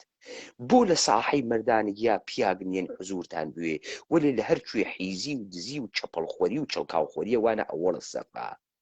دێ ئەگەر ئەمە چتە خاسێکە ئەوە تەلەڤیزیۆن 150 تەلەڤیزیۆنتانەز بیکەن ئەگەر ئیدعاکەن سەواتتان هەسوو ڕەحبرن و ڕۆشنبیرن و پەدەر سوختن بێن ئەم ئەبعادە ئێوە بەڕەسیکەن ئێوە بەڕەسیکەن ئێوە ئیستە مەشیایە دکومنت لەسەر دکومنت هەزاران لاپەڕە دکومنتان دروست کردایە کاکتای هەورامی ئەمشەو ئێوە بە نوکاتێ خەریکن بەحس ئشارە ئەکەن کە ئینسان موو بربەدەنی سیخ ئەوێسێت کاک پەیمانی حەیدەری ئەوەی کە وتم بە شەرافتم بە ئینسانیەت مووی زیاد و کەمی نییە کاک تابێسە کاورا بۆ منی نووساگە دادگای هەڵبجە بەجینێ و ناکرێ ئەی چۆن نەکرێ زەریف گیان چۆن ئەکرێ چەند دەفە دادگا بەرگوزار کردگە ئەیزانیت چەند دەفە تۆ ئەسڵان ئەزانی دادگاوا لەکوێ یا مەقڕی شەهیدانە ئەزانی بانقەکە وا موچەکە ئەدا دادگا تۆ بەرگوزارە کردە من ئیشێ لە تۆ فێر بووم یا تۆ ئیستە ئەیوێنیشێ لە من فێر بووی من ئەگەر ئیستە ئەمە دادگا وایە پۆلیسم وایە تۆ ئالەوێ حەپە هات ئەمدا بانە ناو دەمە بوو وەسەن فڕەدەنە ناوی کونەکە هەڵی بوو ئیستە نێرە بەردەسما نیتە بەردەسما تا دەمە داخم تۆ ئیشی بفەهمی ئومورە جدیە محەممەدە پێغەمبەرە ئیسلام سەب بە نەبی و سەب بخوای بە بڕینە دەسە چەپ و پێی ڕاستدانیاگە جورمەکەی لەبەرەوەی کەسی جورئەت نەکا بە پێغەمبەر ئیسلام بێژێ مەجنون بێژێ درۆ ئەکا بێژێ درۆزنە بێژێ درۆکەی دینەکەی هیچ نییە لەبەرەوەی نەوێتەوە مەسهەلە ئێوە خەریکن هەڵەبجە ئەکەنە مەسهەلە ئەیکەنە مەسهەلە و ئێمە نایڵین بەرامبەر بە قەزیەکی گەورەی ئاوا و برینێکی گەورەی ئاوا مەسهەلە بکەن ئەدەبتانەکەین ماهیەتتان دەرەخین مشتی دەهاتی مشتی بێگەن بۆگەن مشتی ئەقڵ ناقز مشتی جینایەتکارن ئێوە مردمە کورد خەریکە ئەوێنێ ئێمە چەندێک جددین لەسەر قسەکانمان هەڵیت بوو بوویە ئەدەب ئەکەم جواوە ئەدەمەوە دادگا وان ناکرێ ژی هەرچی ڕۆژە دادگای بەرگوزار کردە تۆ ئەزانی دادگا چۆ نەکرێ من لە تۆ فێرۆگم من ئەوەی لە تۆ فێر بووم فەساد بوو من ئەوەی لە تۆ فێر بووم بێ ئەقلی بوو ئەوەی لە تۆ فێر بووم بۆگەنی بوو بێ شەخسیەتی بوو هاڕیاگی بوو ڕعیەت سفەدی بوو گاڵداڵپن بڕۆپێکارە تۆ خەریکی لە من فێرەوی و لە ئێمە فێرەوی بەشک و ئەدەب بووی بفەهمی ئینسان بوون چ ڕەنجێکی گەورەس تۆ لە ئینسان بوون فقط دەمە ئەناسی و ناوگەڵە دەفع بکەیت و تەکسیرکەی هەچێکی ترە نییە خۆ هەچەسکی گرفتارێک بووگین لە ناو ئەم بێتەربیەتانە فەرموو کاکتەها بەڵا هاتینەوە سەرەوە کە بەرحاڵ ئەوە دموکرات ئالەوێ بەو جۆرە بۆ جێوەرە سەرشۆڕانە لەلایەن هەردوو نیروەوە هەم بەرەی ناکوردستانی هەم خۆیانەوە ڕەوانە کران و ئەوانە من تێمە سەر ئەلبەتە لەسەر ئەمەی ژیشتا هەر بەحس ماوە بەڵام نەوەک بەرنامەکە تر یواژواش چون بەحسی تر فرەم هەست ئەوکەیەتوانین کۆی کەنەوەم شەو چون من خەریکە بەرەبەرەمان دەچمە چۆم شارەدەی بیارە لەوێش دوو نیرومان هەیە نیرویەکی با بڵێن کۆمەڵەیە نیرویەکیش وەک بوومی کە پایگای ئەسڵیان ئەوە بووە سوپای ڕزگاریە ئاغاگیان بە دیسان بە شایدی 1000 نەفەر سوپای ڕزگاری یەک نەفەریان دەرچووە ئەویستی مەلەی زانیوە مەلە لە ئاوەکەی زەڵما خۆی بەبێتی و بەبێ هیچ کەسێکە بەناو حەمەدەلی پێم وایە ئیسە لەم فینلەندایە ئەوە لەوێ هەر بڕیار دریاگە کاک پەیمان هەر لە قەرارگای ڕەمەزان خودی فایق بڵێ ئەمە ئێستا شتێکی تریشمان زانی فقط گوردانی شوان نییە کە لەگرا لە بین چووگە ڕزگاریش لە بین چووگە گورە ڕزگاری کاک پەیمان نزیک بە 300-400 نەفەر ژن و مناڵی لەوێ بوومی بوون فەقیرانە ژن و مناڵیان لە بین چووە کە سوکاریان نیروەکەیان کەم بوو بەڵام کە سوکارەکەیان زۆر بوو بەرخات لەوێ قاچاق بۆ بوون لە جمهوری ئیسلامی. ئۆمیدوارم ببەخشە ئۆمیدوارم ئەگەر کەسێک لەوانەی ڕزگاری هەست بتوانێت شەهادەت بدات بە هەر تا هەورامی نەوێت کەسێک کەس بتوانێت بەشدار بێت وە قسە بکات حتمما میجنا ئەمەوەی کەسێک خۆیان بەشدار بێ قسە بکات. مەمنون لەم نۆکتە کە فەرمایشت کرد وەوتت ئەم تیکەیشە ڕۆشن نابوون کنەندەیان بۆ زل و گۆرە و بچووکیان بووە ئەوەی ڕزگاری ڕابگرن کاکتەها ڕزگاری ڕابگرین با دانێک لەوان بێت چون من دەمگەرەکە هەچی داستانە جنابەت بژێرەوەی تیشکە خەیتە سەریان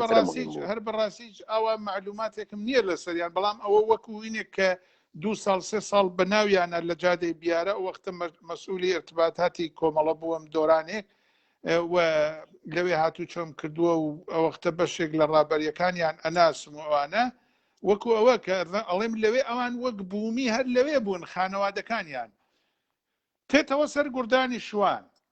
گوردانی شوان کە لە مەقەڕەکەیان دەرەچن و خەبەری ئەم هێرشەیان بۆ ئەوانە من و مامۆستا بەختیار بە شوێن ئەوە بووین بە حساب ئێمە جەماعەت بێسە کاکتا بێسە گوردانە شوان نێ لە ناوە خاکە ئێرانە مەقەڕی وا لە ناوە خاکە عێراقە بەلتجای چەند کیلومتر تا خەتە مقەدەمە جبهە تا مەسەڵەن تا هانەگەرمڵە ئەکاتە هەواییەکەی هەوایی زەمینی کاکە هەوایی زەمینیەکەی بەڵام مەرزێکە مەرزێک وەک شەشمێ تەوێڵێ زەمینەکە مەسەن باخی تەوێڵێ و باخی تەوێڵێ و باخی بیارێ و هانەگەرمڵە کە سەر بە با بڵێن ئێران ئەوێ شارەزان باخەکان تێکەڵن یعنی باخەکان تێکەڵن اینجا سوپای ڕزگاری چی کۆمەڵە بەڵام مەقەڕەکەی لە ناوڕاستی شاری بیارە بوو شارەدەی بیارە بوو نەک لە هانەگەرمڵە لە ناوڕاستی بیارە بوو کە ئەویش داستانێکی هەست چەندە غەڵەت بوون و چەندە بە کەسانی لایق و نادانی ڕاهبەری کۆمەڵە و نیرۆ بەدبەختیان بربوو لەوێ کردبوویان گۆشتی بەر تۆپ فقط بە خاتری ئەوە خۆیان بمێننەوە پوڵ وەربگرن لەلایەن بەحسەوە ئەوانە ئەوە داستانێکترە بەڵام وەختی ئەم مەسەلە دروست بوو ئەمانە بڕیاری عەقەبنشینیان پێدرا ئەمە کەی بڕیارە عەقەبنشینی بە گوردانە شوان لە مادام کە 16هۆم لە عەنەبا بوون لە دەواجنێکە کە ئێمە 10 دقیقە بە فاسڵەی 10 دقیقە بە خودی گفتەی دوودانە پێشمەرگەی یەکێتی کە ئێمە چوین هەواڵی کۆمەڵەکانمان پرسی و وتم حتا من ئێمە ئەمانتوانی من و مامۆستا بەختیار دوودانە ڕاهنمای باش بین و ئەوان دەورانێک مەسەن پەتوشتەیان لە ماڵی ئێمە دانابوو هاتوچۆیانە کرد فرەتر لەگەڵ منە ئێرتباطیان نەگرت و هاتوچۆیانە کردووانە پەتوشتی کۆمەڵە لە ماڵی ئێمە بوو بۆ ئەوەی کۆمەکی پێشمەرگۆ ئەوانە ئەم لاوەلاکەن خولاسەی کەرو کاکتا من ئەم توانی ڕانمایك بەڵام ئێمە تافریا ئەو شوێنە کەوتین ئەوان لە دەواجنەکە دەرکەوتن پێشمەرگەکانی یەکێتی وتیان کاکە ئەوانە بە ئێمە وتویانە کاکە ئێوە لە ئێمە هیچ مەپرسن ئێمە بۆ خۆمان تەسمیمەگرین بە پێشمەرگەکانی یەکێتیان وتبوو شۆکێ ئەوانە تۆ نەگوو ڕاهبەری کۆمەڵە لە تەریقی سلێمانیەوە بە بیسیمەکان پەیوەندی کردووە لەگەڵیانە وتویانە ئێوە بەرەو ئاوەکەی سیروان وەرن ئێمە لەم بەرەوە دەوڵەتی عێراق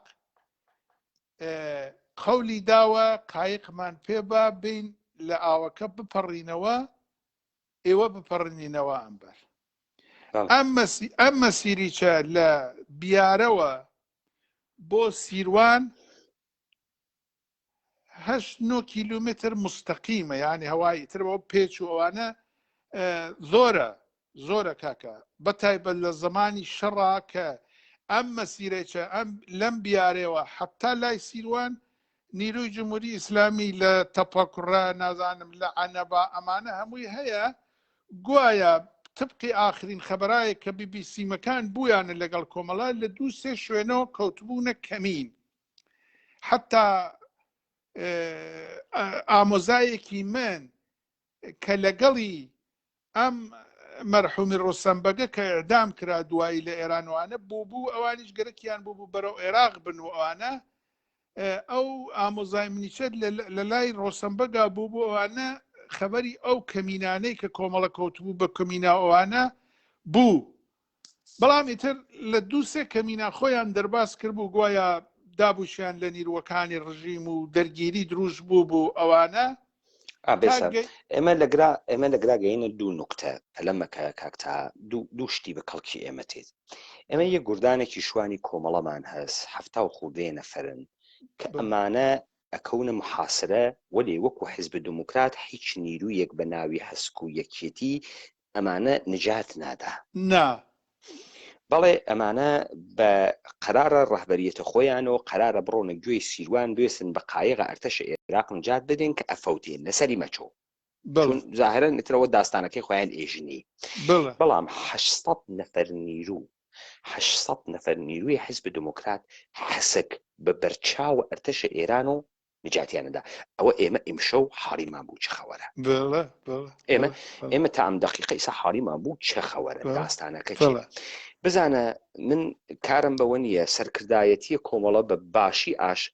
ئاشکارا زانێگیسی چه اتفاقی کەوتگە و ئەمانەی کردگەسە گۆشتە دەمە تۆ بۆ قایقێ وا هیچ وەخنەی هەنات و بۆ اتفاقێکە هیچ وەخت نەکەفت و ئەمانە لەوێ کەوتن کە بمێنێتۆ وەکو ئاخرین بەرگە قەحرەمانیان کە بێنە دەرو لە شەڕەکە. ئەمەتر ئاخرین بەرگیان بوو دروستە؟ بەڵێ ئەلبەتە بۆ ئەوەی پێین نەبین قایقیان نارد.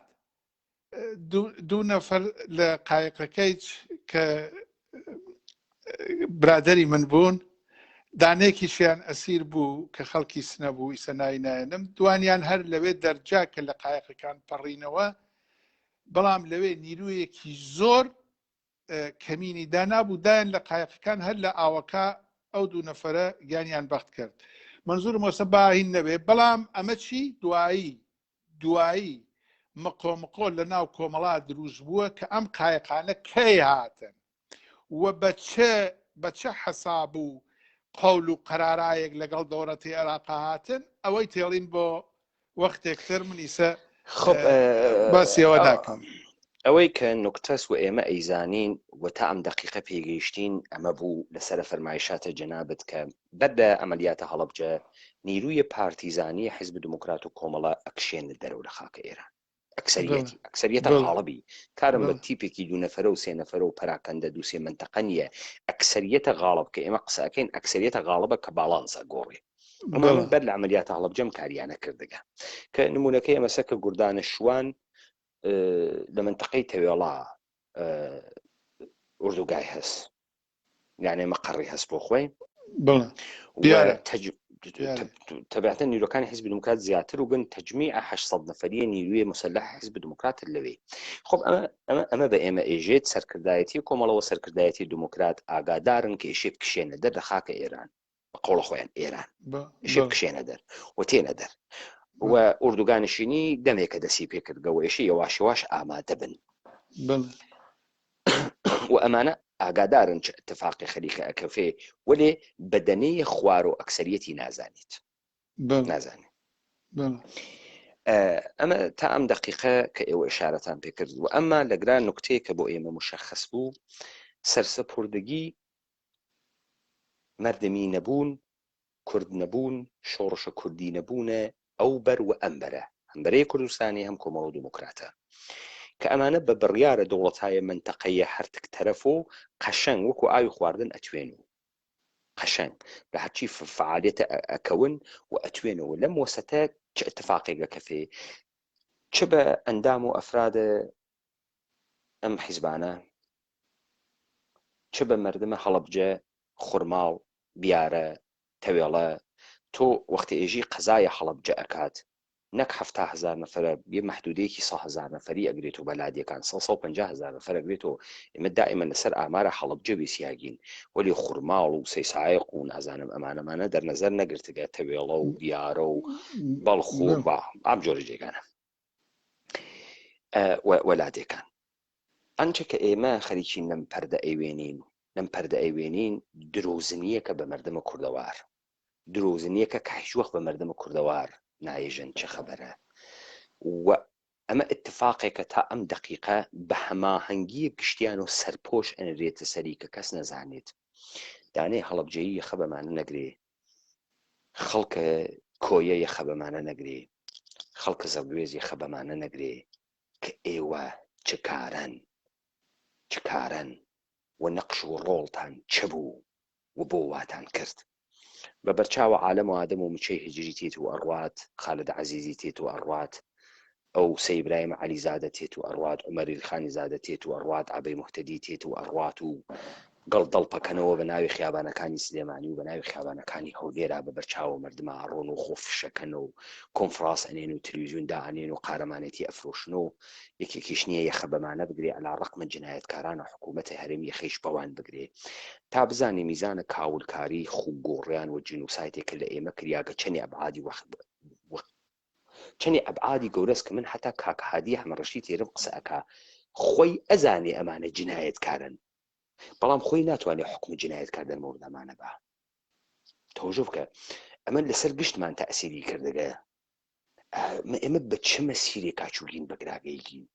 کە حازرین تەکی جنایەتکارە نانیش بخۆین کە حازرین لە کەنارە جنایەتکارە احساسکەین ئەم جنایەتکارە توانێ خۆشی یعنی ئێمە ئامادە نین جنایەتکارێ بگرین بیشەکێنین و مجازاتیکەین جنایەتکارێک کە سیستەماتیک هاتکە وجودمان نابود کە قەرەچوومان بۆڕێت بنمان بۆڕێت وجودمان نەهێڵێ و ئێمە هەر لە تەسامح و تەساحل و ئیشاءالله پشیلەس و واژنیە و دوو پیای خاسیشان واتیا و ئەوە خەریکین ڕەفتارەکەین ئەمانە خەریکە بە ئێمە دەرسەدا خەڵکی کوردەوار خاتراتێکە تا هاورامی خاتراتێکە شاهیدانە پێشووتر مامۆستا کامل مامۆستا لوقمان کاک حادی ئەبعاد مختلف و خەریکن بەڕەسی ئەکەن خەریکە ئێوە ئاشنا ئەکا بە حەقیقەتێک کە ناتوانن لێ دەرچن ناتوانن وەکو کەوسەرتان بکەنە ناوە بەفر و هەڵوێست نەگرن مەوزع نەگرن حتا لە بەرامبەرە خۆتانە بەرامبەر بە ئیهمالکردن بەرامبەر بە ئیگنۆرکردن بێتەوەجوهی کردن بە وجودە خۆتان بە گەورەی خۆتان بە کەس و کارتان بە عشقەکانتان بەوانەی کە دڵی پێوە ئەوەسن بە بێکەرامەتکردنی کە لە ئێمە کریاگە باشترە ئێمە بە وردی بڕۆینە ناو ئەم مەسائلەوە کەسانێک کە باشتر لە کاکتا هاورامی لە ئەبعاد ئەم مەسائلە ئاگادارن بێن تەکمیلە بخەنە سەرە شەهادەتەکان و گوزارشەکان هەروە کە ئێژێ من ئەوانەی دوو چاوم دیگەسی وە بیستگمە خەریکم بەحسی یەکەم بۆ خاتری و بۆ تاریخ بمێنێتەوە سپاس بۆ بەشداریتان تا ئەم دقیقە و سپاس لە تەعقیبە ئەم دادگا کە دادگای وجدانە خۆتانە کاک پێمان ئەزانم ممکنە یا کەسێک تر لە نۆبابێ وەڵام یەخێر من گەرەکمە دایخم بە دوو دقیقە زەحمەت کێشە ئەزانم ماندووشیوانە دوو دقیقە شتێگەیە بیڵێم کە زۆر ئەوە منیش باتریم تەواوە بێ من ئینزاری کردم هیچ باتریم تەواوە بێ کاک پێمان شەوت چات کاکتا شەو باش و دروست باتریەکەم این بۆ دەی من ئەو شتێکی زۆر حەساس هەیە ئەبێ باسی کەم لە عەنە حتمەن بعدەن شەوتان باشە